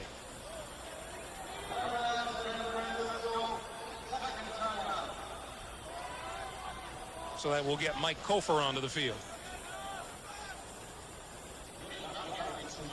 And down on the field at this moment is number 65, offensive guard Jeff Bregel, second year out of Southern Cal.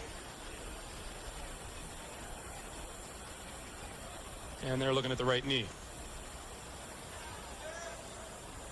Meanwhile, another team this afternoon clinching a playoff spot, the Chicago Bears, shutting out Green Bay. The Bears go to 11-2.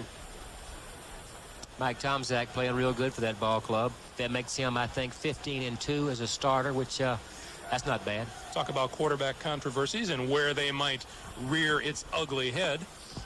Mike Tomczak says, hey, I deserve to continue being the starting quarterback even when Jim McMahon returns. There may be some merit to that. I mean, 15-2 speaks for itself. Also, Jim McMahon has a terrific one-loss record, but it's hard to go against what's happening.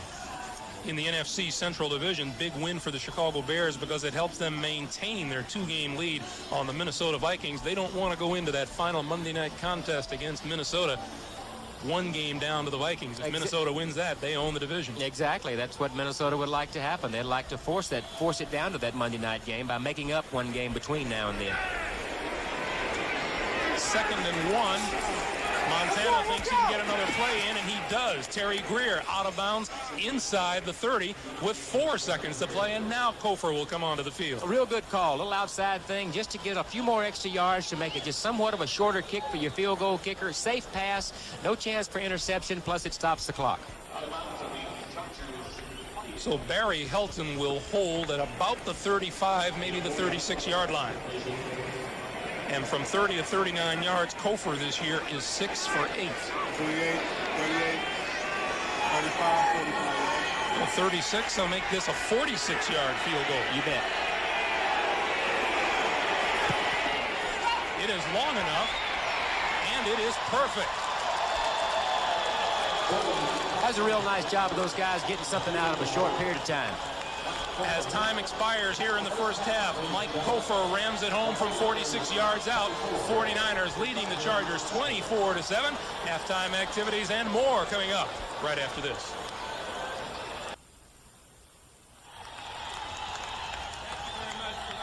Here at Jack Murphy Stadium, Dan Fouts has just been introduced to the crowd. I really appreciate the retirement of the jersey. I want to tell you that I am very proud to be a San Diego Charger and to be able to be a fan of the San Diego Chargers and to watch them fight every Sunday now. And I want to wish you the best of luck, Mr. Spanos, in bringing these fans the type of team that we can all be proud of.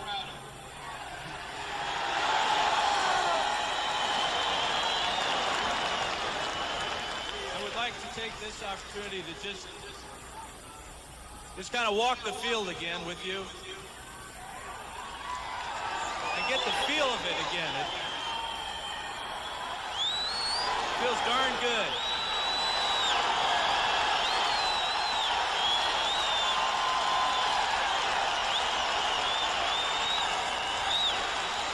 Now, I only have a couple of minutes to tell you what I want to say to you.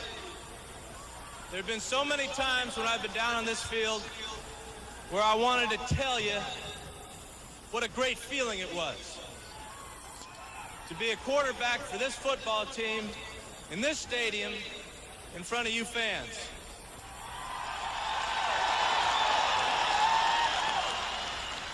I wanted to tell you why I threw that interception and why the touchdown was made. You know, I look around this stadium and I know all of you. I know my family's up here. I know the press is up here waiting for the post-game interviews that they hated. But it was down here where what it was all about with all the guys. You know them as well as I do. I was just lucky enough to play with them all. I knew that every Sunday they would give you their best and give me their best. The Hall of Famers like Johnny U and Deacon Jones, the all-pro guys, Big Louie, JJ, Big Ed, What about that catch JJ made in that end zone, huh? One-handed. And Kellen and Wes, huh?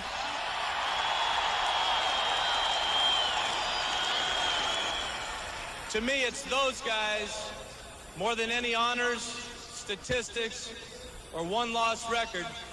It's the guys that played on this field, that played with me, that made it so much worthwhile, made me proud to be a Charger.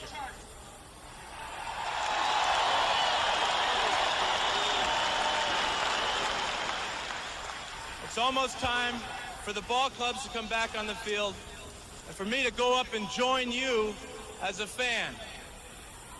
I'm proud to be a Charger, and I'm proud to be a Charger fan. Thank you very much.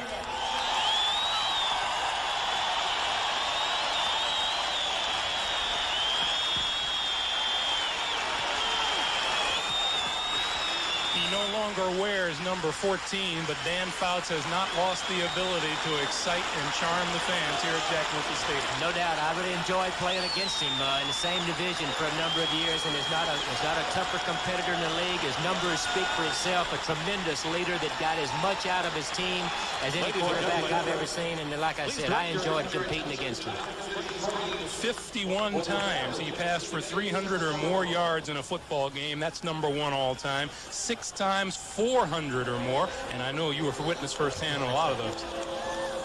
Well, it was fun to watch play, the way that he used his people, you know, the way that he used Chandler and the way that he used Winslow and the way that he would bring his team from behind. And because they didn't play as good a defense as they should, he always had to score a lot of points to win and put a lot of pressure on him, but he handled it very well. The numbers that he put up during a tremendous 15-year career will ensure his trip to Canton, Ohio. Yeah, it's just a matter of time. Number 2 all-time in attempts, number 2 all-time in passing yards, and number 4 in touchdown passes. Dan Fouts enjoying his day in the sun once again here at Jack Murphy Stadium. And we'll take a timeout and return after this message and a word from your local station. And Mark Malone, meanwhile, will assume the quarterbacking chores again here in the second half. San Francisco leading 24-7. Well, San Francisco has made big advantage of big plays. They get a big interception from Ronnie Lott that leads to a score. They get the big play from Montana and Jerry Rice, also a score. They made big plays and turned the game completely around when San Diego didn't take advantage of field position early in the first half. 96-yard touchdown pass. Montana to Rice got San Francisco on the board. Roger Craig, a 1-yard touchdown run. Mark Malone got 1 touchdown back with a 36-yard touchdown scamper. But Roger Craig took a 2-yard toss from Joe Montana to go up 21-7 49ers. And then Mike Kofer, a 45-yard field goal as time expired. San Francisco will receive the second half kickoff. Steve DeLine, rather, teeing it up. And back to receive 82, John Taylor, 25, Doug DeBose. And DeBose takes a bead on this one at about his own 6. 15, 20, and comes down short of the 25-yard line. Randy Kirk, number 94, in on the tackle. And Joe Montana gets a few final words from Bill Walsh. Well, the big play from that guy right there, the 95, 96-yard touchdown play to Rice, really turned the situation around and let him get the rhythm, and the result, there it is right there. San Francisco with a touchdown, a punt, 2 more touchdowns and a field goal on its last 5 possessions in the first half. And other than the original 96-yard bomb, it's been pretty decent field position, too. 24-7 Niners, they go to work at their own 24. Montana will start with Roger Craig on the ground. Outside, across the 30, out to the 35, and enough for a first down. I wouldn't look for anything too much different out of San Francisco in the second half, Greg. Maybe a little bit more running. They're rated extremely high in rushing in the NFL, and that'll play a big part in using up as much clock as possible. But they'll do the things that were good to them in the first half. Patriots and Colts 14-14. Denver leading the Rams 14-10. Philadelphia beat Phoenix by 10. Cleveland over Washington. 17-13 the final in Washington, and Cincinnati over Buffalo 35-21. 12-yard pickup for Craig. Again, Roger Craig. And a penalty marker flies, and Ben Dry threw that one out of the backfield. This could be a late hit on the Chargers. Personal foul on number 44 for piling on with a helmet. That's 15, and that's a first down. 44 is Martin Bayless. Well, here's a look at it right there. You see Craig cutting up in the hole, and they make the play. He's going to be down. His forward progress is stopped right there. This is quite obvious. And there comes the spear right there. Good call. First down for the 49ers now.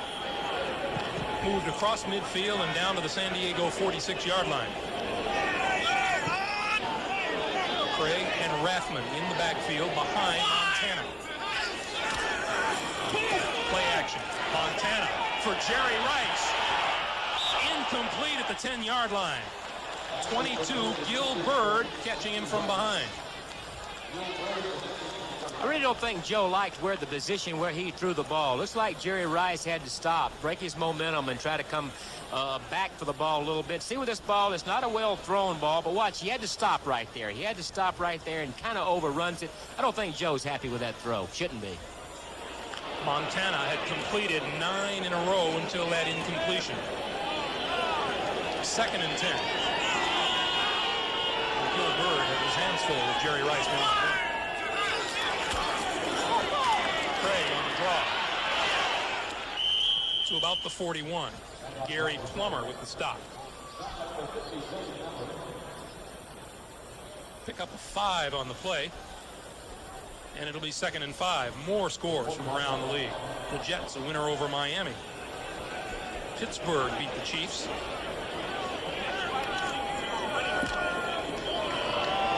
And Atlanta beating Tampa Bay 17-10. Chicago clinches a playoff spot 16-0 as the Packers fail to score again. 24-7 49ers. Montana for Rice. Complete inside the 10. Touchdown.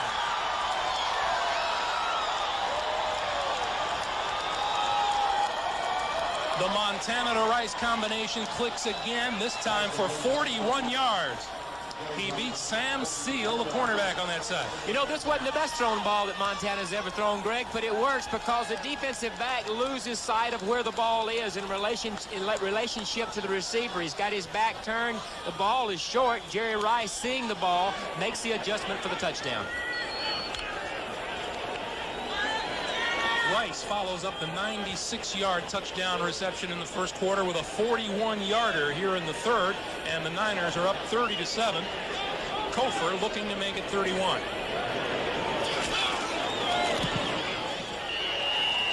And he does. 13.5 minutes to play here in the third quarter, and the Niners have taken complete control. It's 31-7, San Francisco. Welcome back to San Diego, everyone. Of the three of us, guess which one of us has thrown the least interceptions in his career? Greg Gumbel along with Ken Stabler and Dan Fouts. Congratulations to you, Dan. What was your feeling down there? Well, it's really hard to put into words. It was just, I had the hair on the back of my neck was standing up, and I'm still kind of shaken by it all. It's a tremendous feeling to have the support and the warmth from the fans. One of the things that I thought was very pertinent was how much you would like to have explained those interceptions to the fans. Well, you know, when you throw over 200 like I did, there's a lot of explaining to do. Kenny, you know the feeling.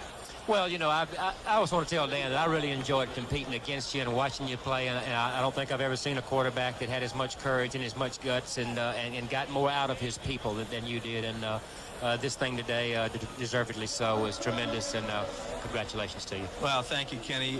That's a great thing about pro football is the competition involved and the people you meet, not only on your own team, but as you travel throughout the league, getting to play against some of the great players. And every game the Chargers ever played against the Raiders was a historical one, it seemed like.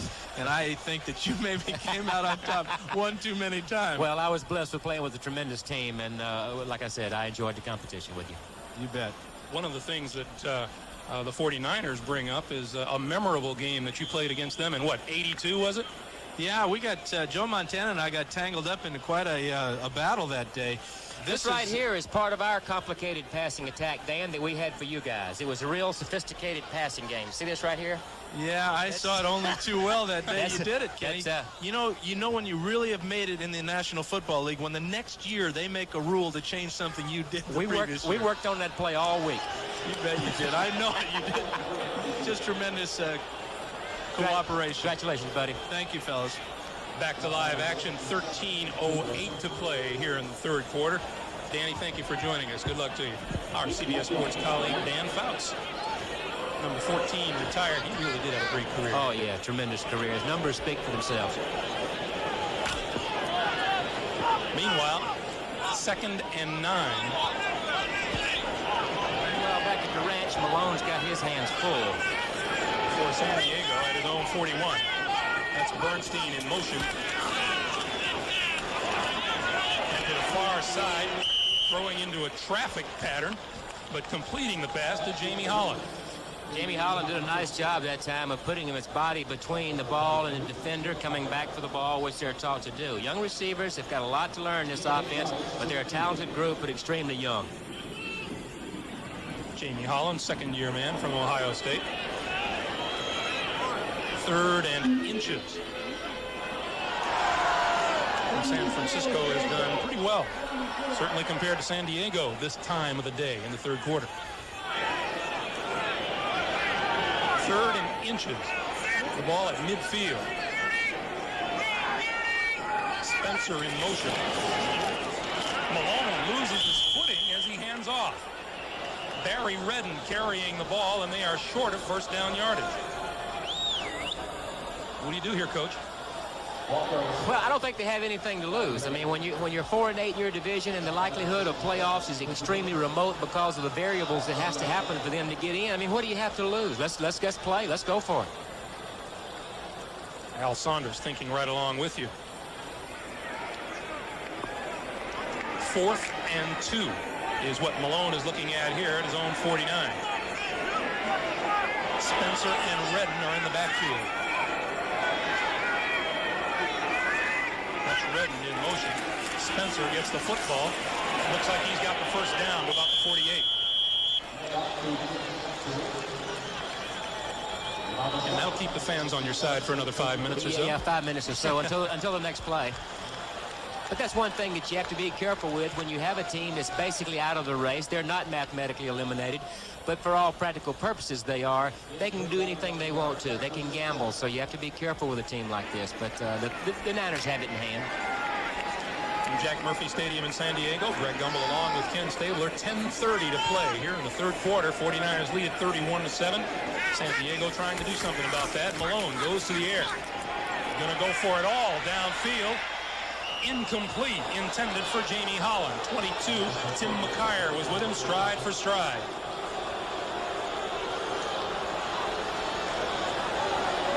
On the CBS Sports Wire, Chicago beating Green Bay 16-0. Chicago win the playoffs. Atlanta over Tampa Bay by 7. And in the NFC Central, Chicago maintains its 2-game lead on the Minnesota Vikings. Detroit and Tampa Bay at 3-10, and the Packers fall to 2-11 on the year. Tough one for Lindy and Fonte. It's been tough all year.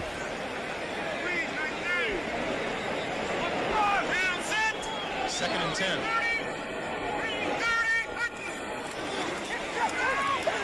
Malone up top again. This time he's got his man, Anthony Miller. And Miller across the 40 to about the 39-yard line. That'll leave him about a yard shy of first down yardage.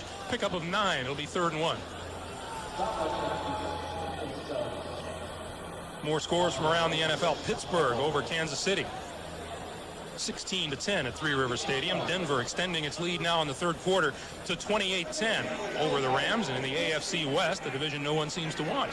Denver, the Raiders, and Seattle all at 6-6. San Diego at 4-8. In the NFC West, New Orleans 2-game lead over the Rams and the 49ers. And Atlanta, a winner today, now at 5-8. Malone on the rollout has his man, Tim Spencer. Spencer inside the 30 to about the 27, 26-yard line. Torrey Nixon, number 20, making the tackle for the 49ers. Well, they have nothing to lose, Greg, than gamble like that. Play pass on third down, fourth down, whatever it takes. What better way to get your receivers the experiences they need, all the young players the experience. There's a little play pass. They have an eligible lineman, number 60, who goes deep. They put number 43 out in the flat, dump it off to him, a nice call. So the Chargers have now moved it to the San Francisco 26-yard line and another first down.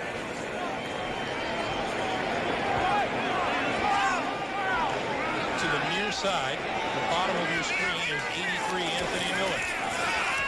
Malone over the middle, intended for Miller. Penalty marker flies on the incompletion. I believe they're going to get Eric Wright with this one.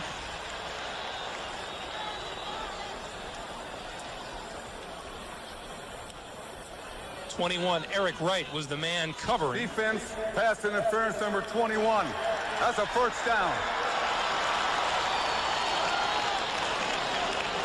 When you put it all together, you put Anthony Miller's speed along with Eric Wright's groin injuries, and it should not add up. No, but he has a pretty good coverage here. He's all over him. It's extremely tight coverage. He just gets to the ball a little bit sooner than he should. Eric Wright struggling with groin injuries all year. First down now at the 13, and the Chargers are driving.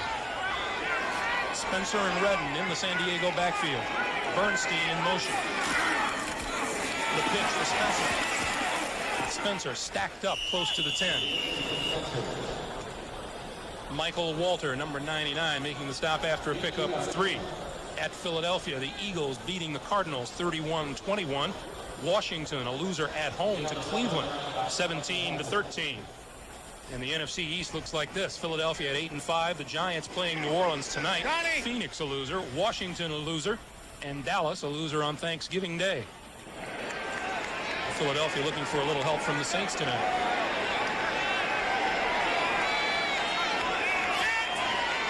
Second down and 8. And Malone will throw for it. Over the middle, out of the backfield, Gary Anderson to the 5.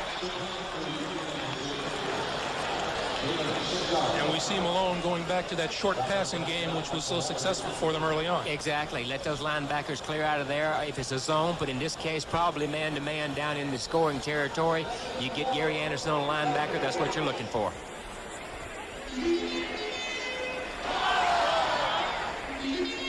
Chris Gamble, number 74, is in at a left tackle position, and he is an eligible receiver here on 3rd and 2. Spencer and Redden in the backfield. Another play pass, maybe? It is. Malone on the rollout. Running out of room into the end zone and overthrows Timmy Spencer.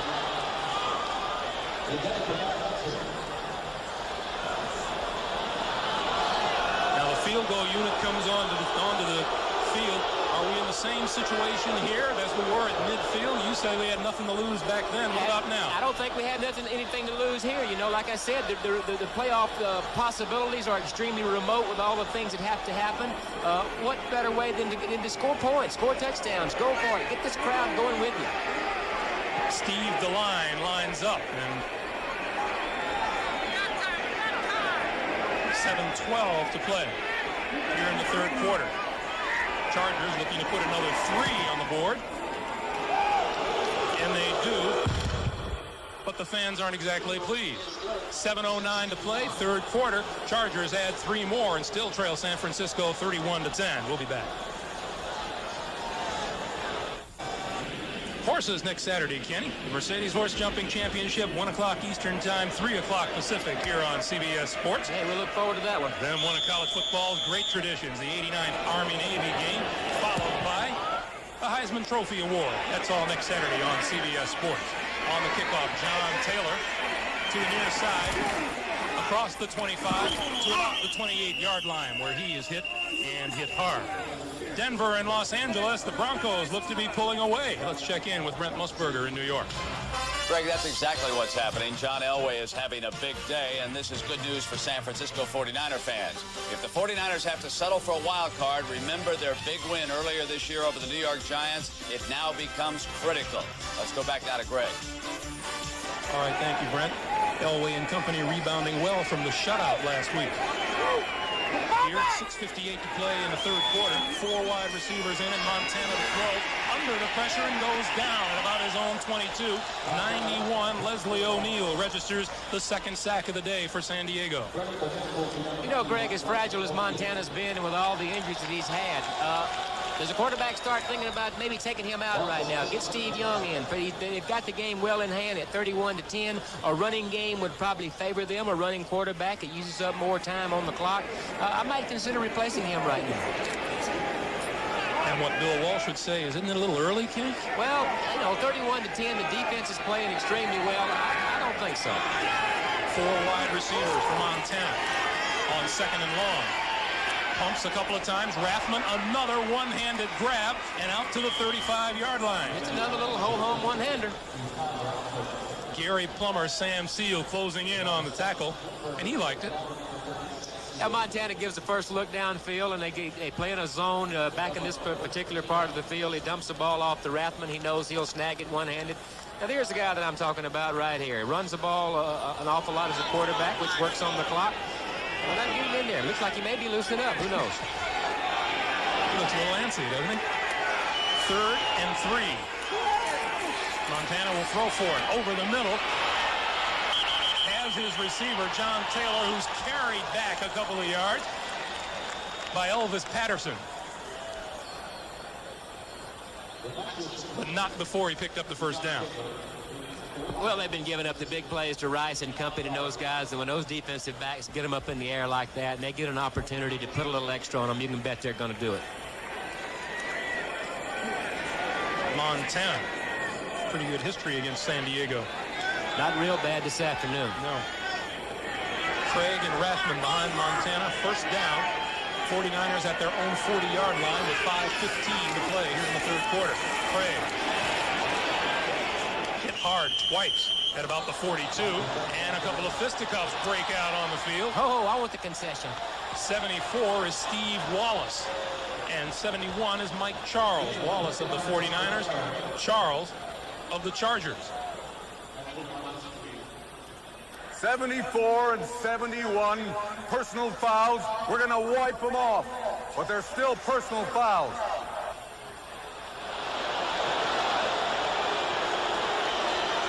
Referee Ben Drive kind of saying, we won't send them to jail, but we won't forget it either. I didn't see Ben really jumping between them either, did you? Were you the peacemaker type? No, me? Clock starts again, 5 minutes to play, third quarter. 2nd and 7 for Montana and company. Double tight ends now, Ron Heller and Brent Jones for the 49ers. Montana with time, being chased by Charles. Get out of bounds. And out of bounds just shy of midfield. And upset is Vincie Glenn.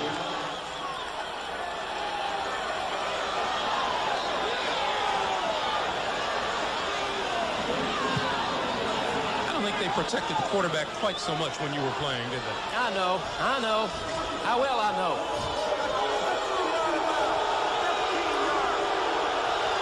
Ben Drive throws it against the Chargers. You be the judge. Well, here it is right here. And you know Joe's not going to cut it back into all that beef. Look at the size of those guys. You know he's going to get out of bounds with it at 31-10. It's the only thing to do.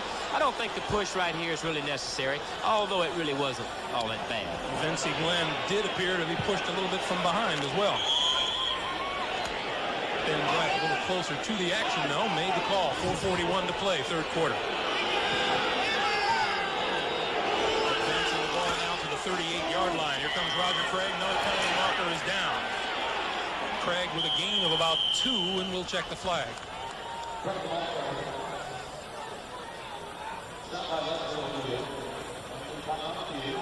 And this one will be against the 49ers. Illegal motion against San Francisco. Illegal motion on the right guard. 5-yard penalty, and it's first down. That would be number 62 Guy McIntyre. It was kind of a tray, an off-tackle counter-type thing where they pull the right guard and pull the right tackle. Those guys have to cheat a little bit to get out there in front of a quick back like Roger Craig, and he just moved a little bit too soon. Make it 1st and 15 for San Francisco now. The ball at the San Diego 43. Quick one from Montana, and somebody got a hand on it. Keith Browner was in a hurry on Joe Montana. We haven't heard much about Browner this afternoon. We really haven't. It's been a big play linebacker for them. Here you see right here, 57, Keith Browner right there at the top of your screen. Whether it's a blown assignment, who knows, because you don't know what the pass protection situation was. Whatever. You can't let a guy like Montana or any quarterback, you can't let anybody free to knock him around that way. Last week, Browner picked off a loose fumble, carried it 25 yards, flipped it back to Sam Seal, who took it the rest of the way, 50 yards more. 75-yard play in all. 2nd and 15. Montana to this side. Rathman again. Rathman breaks a tackle inside the 30 to the 27-yard line. Rathman's looked good as a receiver today. Made a couple of tough one-handed catches, primarily a blocker for Roger Craig. A good outlet-type receiver versus the zone-type defense. Here it is right here. You're playing safety. Here's what you're looking at. Montana delivers the ball right on the spot. He breaks the tackle right there. Number 48, Pat Miller, breaks that tackle. Here he comes for more. Number 22, Bird, finally gets him down. Roger Craig has been getting all the notoriety for the pass receiving out of the backfield, but Rathman, 3 receptions, 35 yards today, and 2 of them of the one-handed variety. Montana will throw again. Over the middle. Incomplete. He was looking for Jerry Rice. Vincy Glenn got a hand on it, and not a moment too soon. Good idea by San Francisco right here. Try to get Rice in the seam. You're playing safety right there. Here it is right here. They try to get him right between the seam of Vincy Glenn, number 25, and number 22, Gil Bird, but they react to it. Vincy Glenn in his 3rd year out of Indiana State.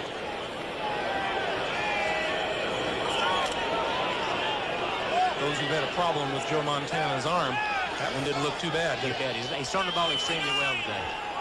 Thrown the deep ball well today, although one of them hung pretty well. 2nd and 10 from the 27. Roger Craig, left side, 20, 15, knocked out of bounds. 48, Pat Miller came over to make the hit, but not before. Craig picked up another 49er first down on a 15-yard pickup. You know, Greg, you have to like the way that San Francisco is playing, especially this particular time of year. You go with 3 games left in the season. They're getting Montana probably as healthy as he's been in a long time. Their running game is going extremely well with Roger Craig. Rice's ankle seems to be better off. You have to like the way this team looks, especially this late in the year. And again, we point out, San Francisco will have a lot to say about how it finishes up because they play New Orleans, the Rams, and the Falcons the last 3 weeks of the season. It's in their hands. Craig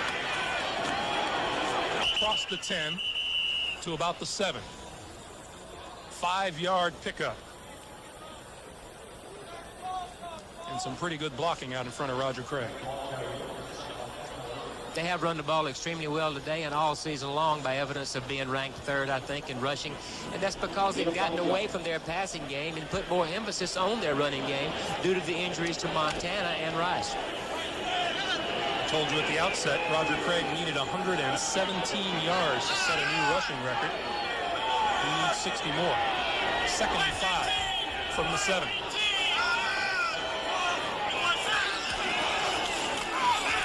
Craig will get a few more here. And a touchdown.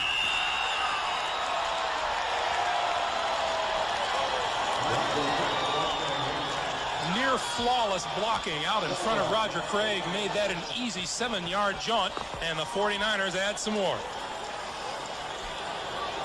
Well, here it is, and you get those guards. You get McIntyre, number 62, coming out there. Number 61, Jesse Sapolu, coming out there and leading Craig, and he has a nose for the goal line when he gets down in there. Touchdown. Another angle of it, it's just a reverse handoff. You see McIntyre, number 62, coming out around the right end. You see number 79, Harris Barton pulling up through there. Nice job of blocking by the offensive line. 65, Jeff Briegel also throwing a key block on Craig's touchdown jaunt. Kofer adds the extra point. And with 2:32 to play here in the 3rd quarter, the 49ers reestablish the big lead. It's 38-10.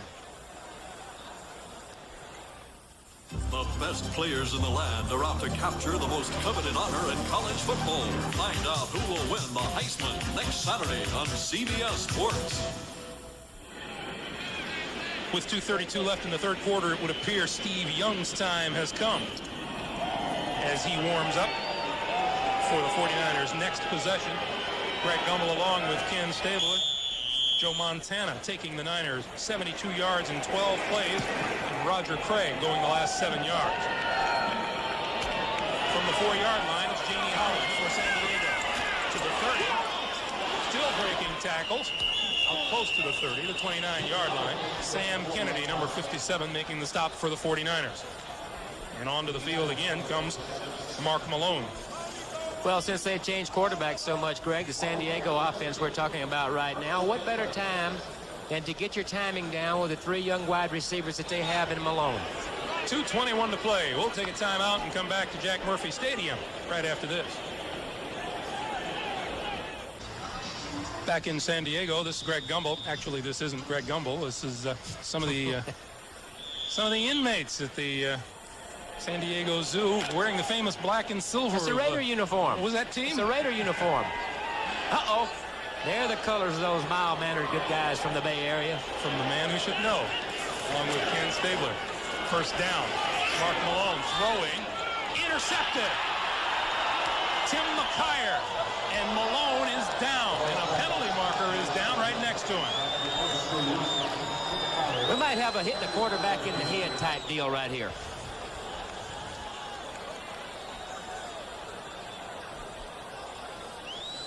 Ben Dreif pointing all over the place. Directing traffic. Number 99 on the defense hit the quarterback in the face. That's 15 yards and first down. Attaboy, Ben.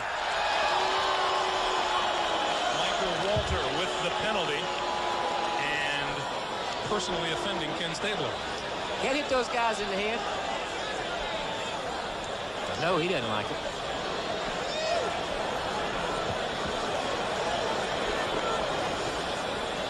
So instead of the turnover, it's a San Diego first down. Moving it out to the 45-yard line. And Mark Malone took a pretty good shot.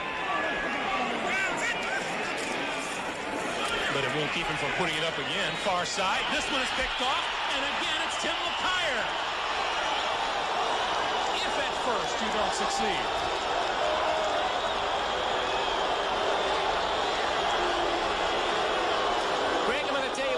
Something like that happens. If you take note of what San Diego's done on offense today, they have not thrown the ball down the field. They haven't thrown the deep routes. They haven't thrown the ball down deep to make the defensive backs respect the deep throw. Watch the defensive back just sit. When he gets out of his back up, then he just sits right there, breaks on the ball because he's not respecting anything deep. They need to throw the ball down the field so you can throw the ball underneath. Steve Young is in at quarterback as the 49ers take over at the San Diego 43-yard line. And here comes Roger Craig. Craig busts it across the 35 to about the 32. Roger Craig, 17 yards in the first half, and he just picked up 11 to give him 60 here in the second half. Why is that? What happened to their running game in the first half? I think why he has his success in the second half, Greg, as opposed to the first half. The first half, they wanted to come out and throw the ball and get Montana in that rhythm, which they did. And the reason you have success in the second half of a football game is because you set it all up with your passing game, plus the adjustments that you'll go in and make at halftime. 78 yards rushing for Roger Craig on the day. First down, and Young will throw. Far side, Jerry Rice. Hit and brought down by Pat Miller, number 48. Steve Young on now in relief of Joe Montana. Anybody who wants to say that these guys are at odds with each other are just wrong. They're friends. However, they have been making a big thing of a so-called controversy. They really have. I think it makes good copy around it, no matter what the quarterback controversy or what city, what ball club, what quarterbacks are involved. It makes good copy for the news media, for the beat writers, and I think there's more made out of it in the papers than really exists. There is no doubt this man wants to play, though. Here comes Roger Craig again. Craig across the 25. And with 38 seconds to play, we'll get another update from the NFL today in New York. Once again, Brent Musburger. Brent? All right, Greg, everything that Denver is doing today is turning out right. Dorsett throws the ball, to a wide-open Sammy Winder. And this is a good combination now as far as fans of the San Francisco 49ers are concerned. Now let's go back to Greg. Thank you, Brent. Tony Dorsett showing that most anybody can be a quarterback and throw that football. Nothing to it. Just stand back there and throw it. Babe Laufenberg warming up on the San Diego sideline as time winds down here in the third quarter. 38-10. San Francisco leading the Chargers. And we'll be back to Jack Murphy Stadium for fourth quarter action and more in just a moment. Welcome back to San Diego for the fourth quarter. On 3rd and 3, Steve Young has the 49ers at the San Diego 25. Roger Craig, first down over the 20 to about the 18-yard line. Pickup of 7 on the play. On the Sports Wire, Brent Musburger told you about Denver running all over the Rams, 35-17. New England and the Colts in a 21-all tie in the fourth quarter at the Hoosier Dome. Here, the 49ers lead 38-10 and have a first down at the Charger 18. Raffner pulls his way across the right side, and a little bit more pushing and shoving between Gary Plummer and Brent Jones. Pick up a 4 on the play. This is Jack Murphy Stadium in San Diego. Along with Ken Stabler, I'm Greg Gumbel, and 49ers have pretty much owned this football game and are looking for their first win ever here in San Diego. You know, you look all the way back to the first quarter, Greg, when they had San Francisco pinned back in their own territory. They turned the ball back to San Diego at midfield twice in the first 2 series of downs. They didn't capitalize on it. They kept San Francisco still pinned in, and the big play from Rice, a 96-yard touchdown, turns everything completely around. 2nd and 6 for the 49ers. Craig. This time he gets nowhere. 51, Cedric Figaro in on the tackle.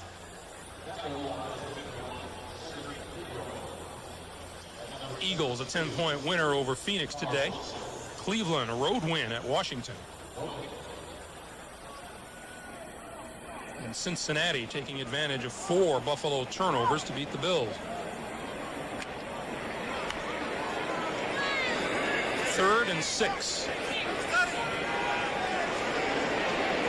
from the 14. Young, quick pass over the middle, incomplete, intended for John Taylor. Time now to go back to New York. Let's get another update with Brent Musburger. Brent? All right, Greg. Here's a 54-yard touchdown pass. Everett pulls out. He's got Ellard. Ellard pulls away, but it's too little. Too late. 35-17. Back to you, Greg. Brent Musburger. Brent Musburger. Brent Musburger. 12:51 to play, fourth quarter. Mike Kofer on to attempt a field goal from the 22-yard line. This will be a 32-yard field goal attempt. Barry Helton will hold.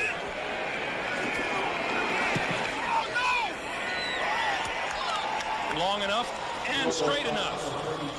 49ers put 3 more on the board, and this one's turning into a runaway with 12:47 to play. 41-10, 49ers. This NFL game summary is sponsored by BMW, the ultimate driving machine.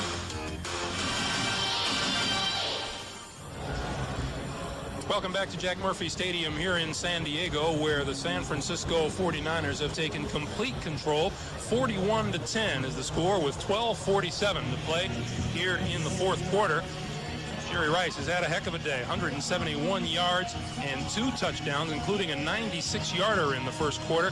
And I think we have to go back to what you mentioned a few moments ago, Kenny, about lost opportunities early on for the Chargers. First series of downs, they're down inside the 10-yard line. They fumble the ball away. The second 2 series, they get the ball at midfield, Greg. They come away with nothing, and then Montana hits Rice with a big one. Those 2 or 3 things early turn the game completely around. Al Saunders will readily admit, with a young team as he has here in San Diego, that'll happen.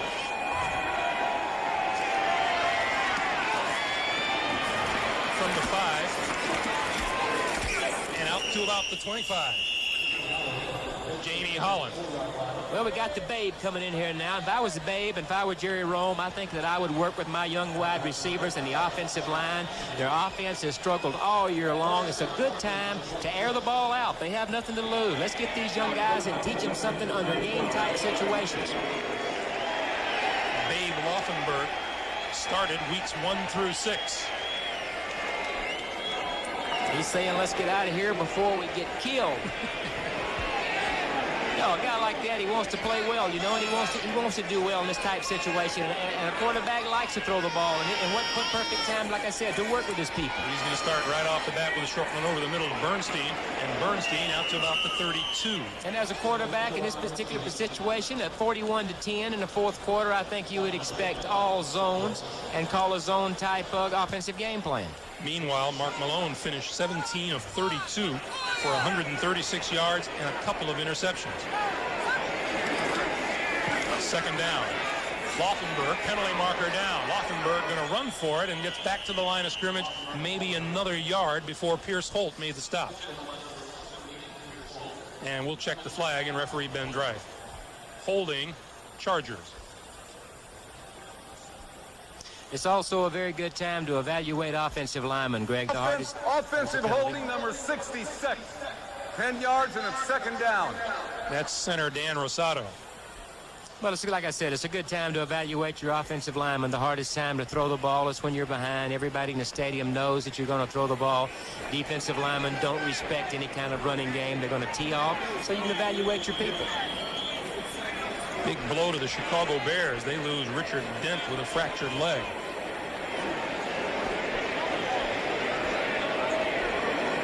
'89 Darren Flutie is in the lineup, the rookie out of Boston College. And brother of New England quarterback Doug Flutie. There's Darren Flutie. 2nd and 14.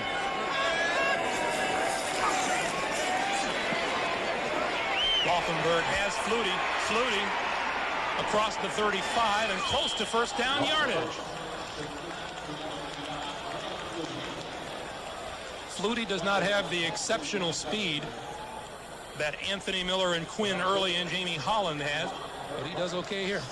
A player like this can be extremely valuable. He's a Freddie Bolitnikoff type player, as we had. A guy who is a good possession receiver, runs good, precise routes. A smart, intelligent player that's got the good hands. First down, 11:05 to play in the fourth quarter. On the blitz, Laufenberg is taken down, and the pass is incomplete.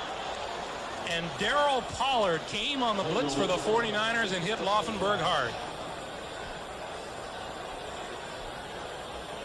Next time you come back, bring my head back with you. Head and arm. Well, you wonder why so many quarterbacks are getting banged up around the league. There's more pressure being put on a quarterback than ever before by different people. Impact players like Andre Bruce. They're bringing corners and safeties, people just like this. And quarterbacks are taking a tremendous pounding because they're getting hit by smaller people going at a higher rate of speed. That makes sense? No. They come out of MIT. 2nd and 10.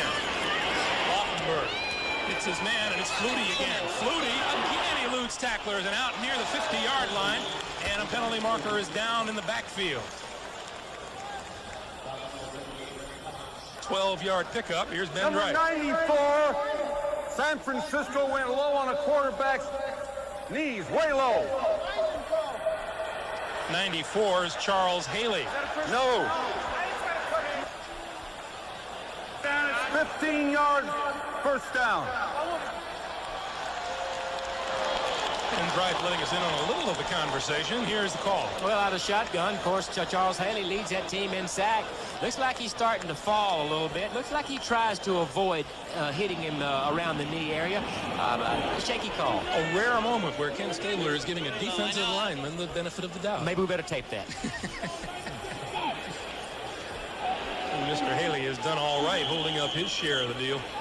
10.5 sacks so far. Clock continues to run, 10:45 to play here in the fourth quarter. And Laufenberg throwing on every down now. Haley again in on him. Pass over the middle, incomplete. Anthony Miller, ball about 5 yards behind him, and I think The Babe was looking at number 94 on his way in on the left side. Well, it has a way of happening to quarterbacks. You start getting bounced around. You start hearing those guys and feeling those guys around you, and they make you hurry everything. They make you throw the ball before you're ready, before the route develops, and something like that certainly can result. Charles Haley still pleading his case to referee Ben Drive. Those 10.5 sacks, but Haley had been without one in his previous 3 games. 2nd and 10.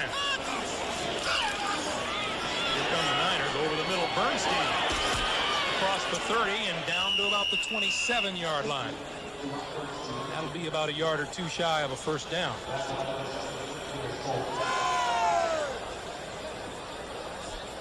On Monday night, the 49ers had showed signs of putting things together, and they don't give us reason to say otherwise this afternoon. Their defense has played well. They've come up with the big turnovers. Ronnie Lott had an interception, had a fumble recovery, and their offense has played extremely well. 2 yards needed for a first down. Laufenberg running for his life, but gets out of bounds inside the first down marker at the 25.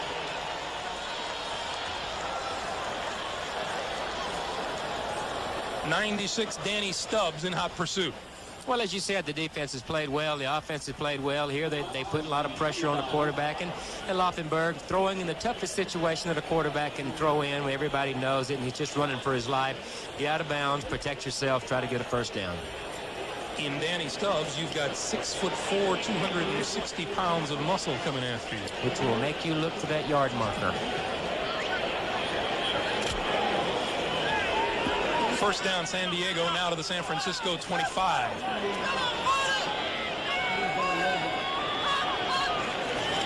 Laufenberg on a straight draw, quarterback draw.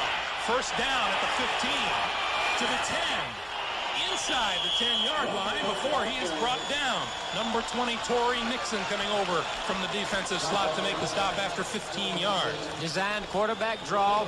Throwing the ball every down, playing zone, linebackers dropping out of there. Good call, except the fact that you get your quarterback knocked around a little bit. I'm not sure you'll see any other team with 2 quarterbacks that'll take off and run the way Mark Malone and Babe Laufenberg have this afternoon. You bet. I wouldn't look for Montana to do it much. Unless there's a lot of money on the line where they're playing in a playoff game or a tight division game. Here's a replay of it right here. Design quarterback draw. Try to push the nose tackle to one side. He runs to the other side. And get whatever you can out of it.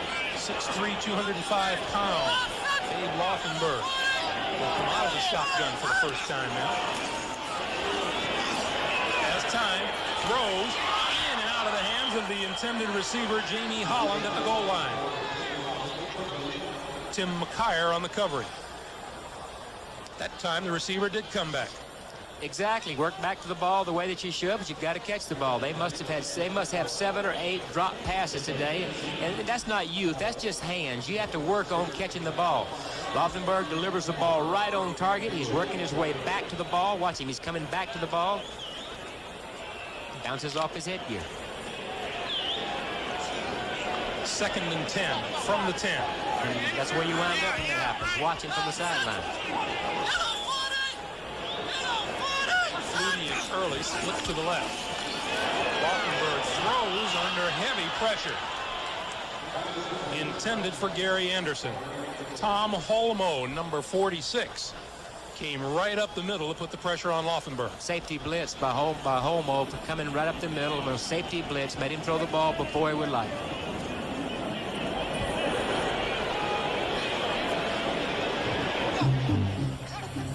San Diego has racked up 311 yards, but they have not been at the most opportune times. And they haven't been at the opportune times. They didn't make the most of their field position early in the game, and the turnovers cost them. The penalty, the fumble down inside the 10, and Malone's interceptions. 3rd down from the 10.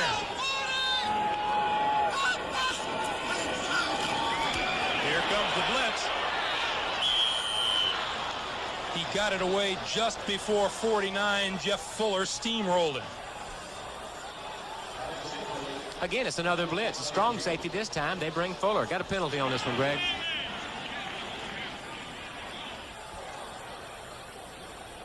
This one looks to be against the Chargers, as Ben Dreith will consult the Holding 49ers. number 66. They declined a penalty. It'll be 4th down. That's center Dan Rosado.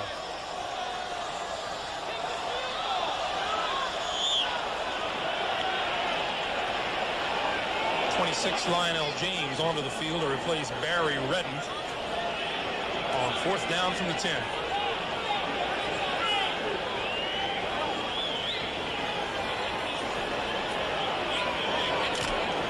And look at the players from both benches bunch up at the sidelines to watch this one.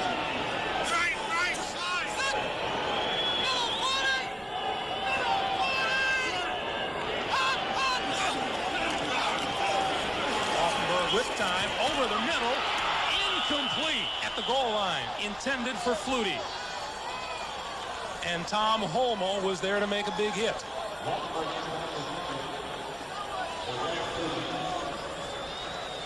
Holmoe along with Darryl Pollard combined to stop the Chargers at the goal line. So with 8 minutes 40 seconds to play, the 49ers will take over.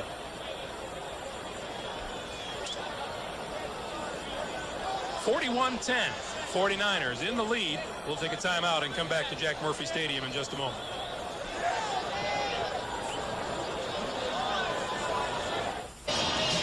San Diego drive dies at the 10-yard line, and the 49ers take over. 1st and 10. Steve Young at quarterback with the Niners leading at 41-10.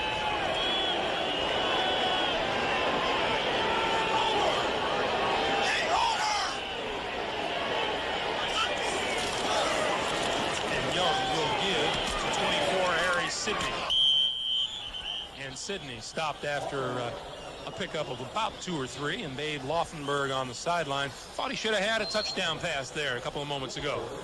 Well, it may be 41-10, but you don't think this guy doesn't want to win, is not a competitor, and is having fun. Watch his reaction to the pass. Oh, I wish he'd catch that ball.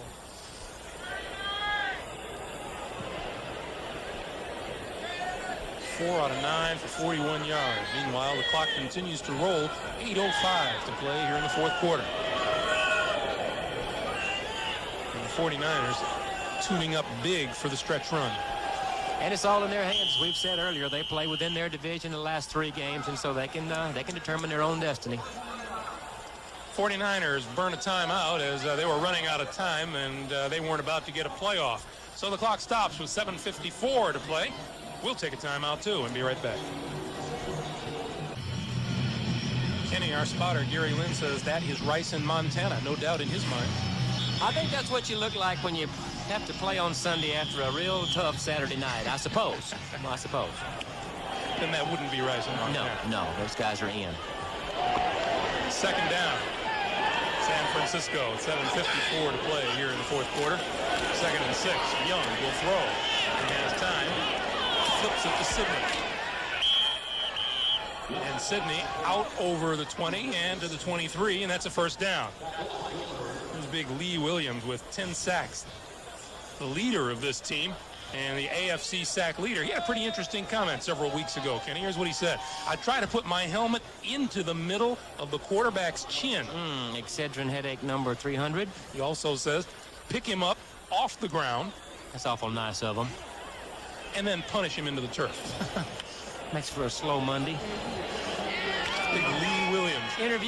Interviewed him yesterday, and he looked at me like a cat looking at a canary. He smells quarterback blood. 49ers keep it on the ground.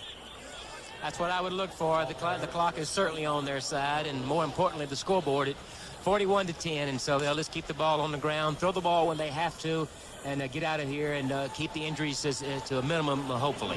49ers go over 400 total yards. They come in 3rd in total offense in the NFL, averaging over 363, so they'll improve that average a bit this afternoon. Well, I think the thing that they will be happiest about, Greg, is the fact that Montana has put 2 back-to-back very consistent high-percentage games together, and that along with Craig's play and their defense play, I think they're peaking just about right to do well in their division. 2nd and 5 from the 27. DuBose. Right side, diving for the 1st down marker, and is out of bounds just across the 30. Cedric Figueroa over there to make the stop. One of the things we asked the 49ers yesterday is, How about coming back after a Monday night contest? A couple of them said they like it. Yeah, they said they liked it because it just kept things rolling. Because of the short week, they had to hurry up everything, but you don't lose any momentum. The injuries don't have as much time to heal, of course, but still there's not that lull, say, of playing like on Thanksgiving, having 10 days. They want to just keep things going because they're playing well now. Bill Walsh, who for 1 year, 1976, offensive coordinator here in San Diego. Sees his team with 3rd and 1 now. Straight ahead, first down yardage for Doug DuBose, and a penalty marker is down.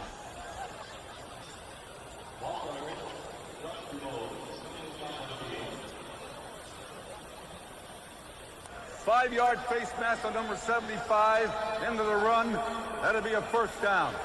75 is Joe Phillips in his 3rd year out of SMU, and some of the Charger frustrations are showing, except maybe there. You know, that group right there is, you have to say that, look at his hair on this guy right here. He spent all of his bonus money on food, not a haircut. That's Les Miller. 3rd year out of Southern Cal. He's only 6'7", 310 pounds. Your Coke machine with the head on it? Would you like to have him coming home hungry every night? First down from the 40. Play action. Young eludes the rush. 45. Out of bounds at midfield and a first down. That's his strong suit, is the ability to run. Make things happen running around. He won a big game for him against Minnesota with a terrific run. He ran through just about the entire Minnesota defense. Great presence to know where the marker is, get out of bounds, protect himself, and keep the drive going. Remember all those nice things that Lee Williams said about doing to a quarterback? Well, Steve Young just barely avoided all of that in the backfield on that run. He did kind of have his eye on you in the office there just to make sure you wouldn't make any quick moves. I kind of had my eye on him, too. 5:32 to play, 4th quarter, first down. DuBose across the 45 before he's shoved back. 48, Pat Miller in on the tackle for San Diego, a pickup of 5. Chicago, a 16-0 winner over the Packers today, clinching themselves a playoff spot. Denver 35-17 over the Los Angeles Rams in the 4th quarter. In the Central Division, Chicago with a 2-game lead over Minnesota. And Minnesota still hoping to close the gap before the season-ending game against the Bears. Detroit a loser on Thanksgiving Day. Tampa Bay losing today, as well as Green Bay. Next highlight in those lives is the draft. Huh? That's the next high spot. You know, the thing you like about this offense right here, Greg, is the fact that they've taken the ball on about their 10 or 15-yard line and done this very thing right here. Run the football, take the ball all the way down the field, use up the clock. When you've got a game in hand, that's what you like out of your offense. Penalty here, penalty there, and some good blocking up front, and they're all the way down now to the San Diego 40-yard line. Pick up a 4 on the play by DuBose, and it's 3rd and 1. Eagles won today. Washington lost. So in the NFC East, Philadelphia is 8-5. Phoenix falls to 7-6. The Giants in New Orleans play tonight. Washington falls below 500. And Dallas is in the Troy Aikman Derby. 3rd and 1. Clock continues to run. 3:55 to play here in the 4th quarter.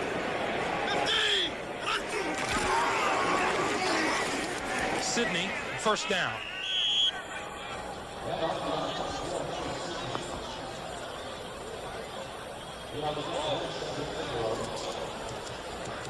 Cincinnati, a winner over Buffalo this afternoon. And the Jets beating Miami, 38-34. Indianapolis with a 3-point lead over the Patriots. That's in the 4th quarter. Take a look at the standings in the AFC Central, where Cincinnati continues to rule the roost. A game up on Houston.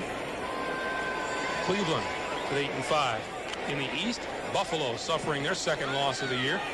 New England 7-5. Indianapolis 6-6. The Jets 6-1. And Miami 5-8.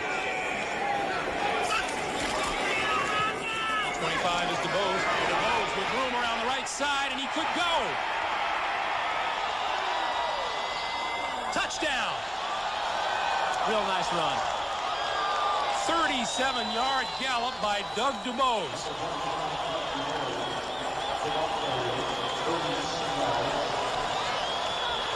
Well, they've been doing this all year. They're number 3 in rushing, or number 3 in offense in the league, number 2 in rushing. And you see this right here is why. It's, you get DuBose from Nebraska.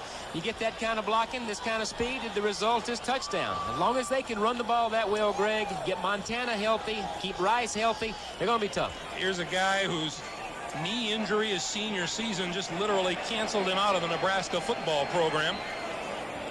He was not drafted, signed as a free agent in '87, and scores his second touchdown of the year for the 49ers. And we have a man down on the field.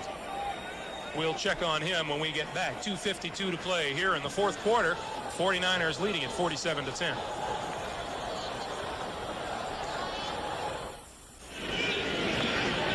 San Francisco leading at 47-10, 2:52 to play here in the fourth quarter. And Mike Kofor on to attempt the point after.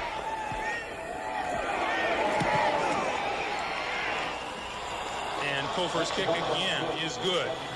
Doug DuBose, the man who went 37 yards to score. The injured player on that play as we left you was Vincey Glenn, who was helped off the field. So with the extra point, the 49ers now have a 48-10 lead, and they've put some significant points on the board the last couple of weeks. Yeah, there's no doubt. They scored 37 or 38 last week, and they've got 48 right now with a couple of minutes left, and I think Bill Walsh has to be happy with the team effort, not just the offense, not just defense, but they had turnovers on defense. Ronnie Lott comes up with a fumble recover, comes up with a big interception on offense. Montana Rice with the big play, and of course Roger Craig carrying the load and running. You mentioned the 49ers taking that ball from the shadow of their own goalpost. They took it 90 yards in 11 plays and took almost 6 minutes off the clock too. And you see what San Francisco has done on their last 7 possessions. They've been able to put points on the board. Pretty consistent, I'll say. Ronnie Lott alongside Joe Montana. And playing good as they are on both sides of the ball, offensively, defensively, the important thing now is to come out of every game as injury-free as possible. Indianapolis, a 3-point winner over New England at home. So in the AFC East, the Colts go to 7-6 and drop New England to 7-6. Things tightening up there behind the Buffalo Bills. On the kickoff, at the 1, Jamie Holland. 20, penalty marker down. How unusual. I think Ben Dreith is going to have that arm in a sling when we see him at the airport. We'll have to ice down his throwing arm. Illegal block number 44 in the back, 10 yards. That'll be number 44, Martin Bayless. This is Jack Murphy Stadium, where most of the residents have cleared out and taken the early train home. Here in San Diego, Greg Gumbel along with Ken Stabler, and that's the reason why the 49ers have taken complete control and did so early on and lead at 48-10 with 2:43 to play in the game. San Diego's 9th penalty of the day. They've been penalized 92 yards. Abe Laufenberg is the quarterback, on in relief from Mark Malone. So they begin at the 10-yard line, as the 49ers did on their last drive. Trying to set up a screen, completes it at the 5, and is thrown for a loss, Lionel James. Bill Romanowski, the rookie outside linebacker from Boston College, made the stop. Continue on down the CBS Sports Wire. Pittsburgh, a 16-10 winner over the Chiefs at Three River Stadium. And going without a huddle now are the Chargers. Laufenberg to Bernstein, and they get it back to the 10-yard line. Michael Walter, Greg Cox immediately surrounding him. And we wind our way down to the 2-minute warning. Clock stops. 2 minutes left to play here at Jack Murphy Stadium. 49ers still lead. Coming up tonight on CBS, when 4,000 American bankers go to Hawaii, can 60 Minutes be far behind? What were they doing there? Find out on 60 Minutes. And that's followed by Later. Coming. Zero. And then CBS special movie, the season premiere, Almost Grown. All of that coming up tonight on CBS. 2 minutes to play here in the fourth quarter. 49ers lead at 48-10.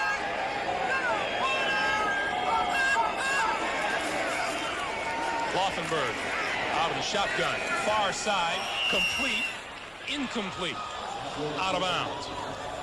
Quinn Early trying for the reception. 1:54 to play. Let's check in with Brent Musburger once again in New York. Brent. Well, Greg, the Kansas City Chiefs were beaten today by the Pittsburgh Steelers. It was 16-10, and the Chiefs played without their leading rusher, Paul Palmer. He was suspended for violating a team rule. I don't know when I found out today. I really have no comment on the matter. So far, the Chiefs have not commented as to why he was suspended, nor whether or not he'll be allowed to play next week. Now let's send you back to Greg. Thank you, Brent. John Taylor takes his punt at the 35. 45, close to midfield, and one of the Chargers comes up screaming he was illegally blocked. Be that as it may, timeout. We'll be back right after this. Now, what about the Stanton judgment? Welcome back.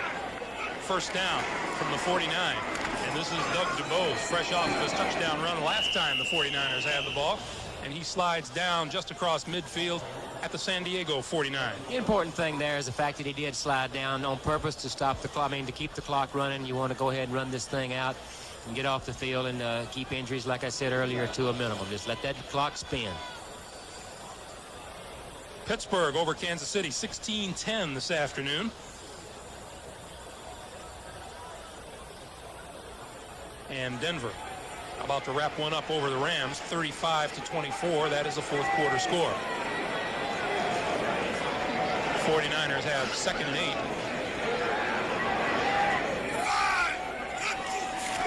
And Young will give it to Sidney. Sidney across the 45 to about the 43. Let's check out the standings in the Western divisions of both the AFC and the NFC. The AFC West, Denver will go to 7-6 with the win. And San Diego about to drop to 4-9. In the NFC West, New Orleans plays tonight. San Francisco will be fully behind the New York Giants in that game, and the Rams will drop to 7-6. Atlanta already lost this afternoon. Clock continues to run, and we're under 20 seconds now. You know what this is. Oh, this is the favorite play. I used to love to run this play. We called it win the game. We would just stand in the huddle and say win the game on 1, win the game on 2. All you do is take the ball from center, kneel down, and the game's all over. That was my favorite. Did not take up the bulk of practice, did it? No. 49ers win it. 48-10 is the final score. Timeout.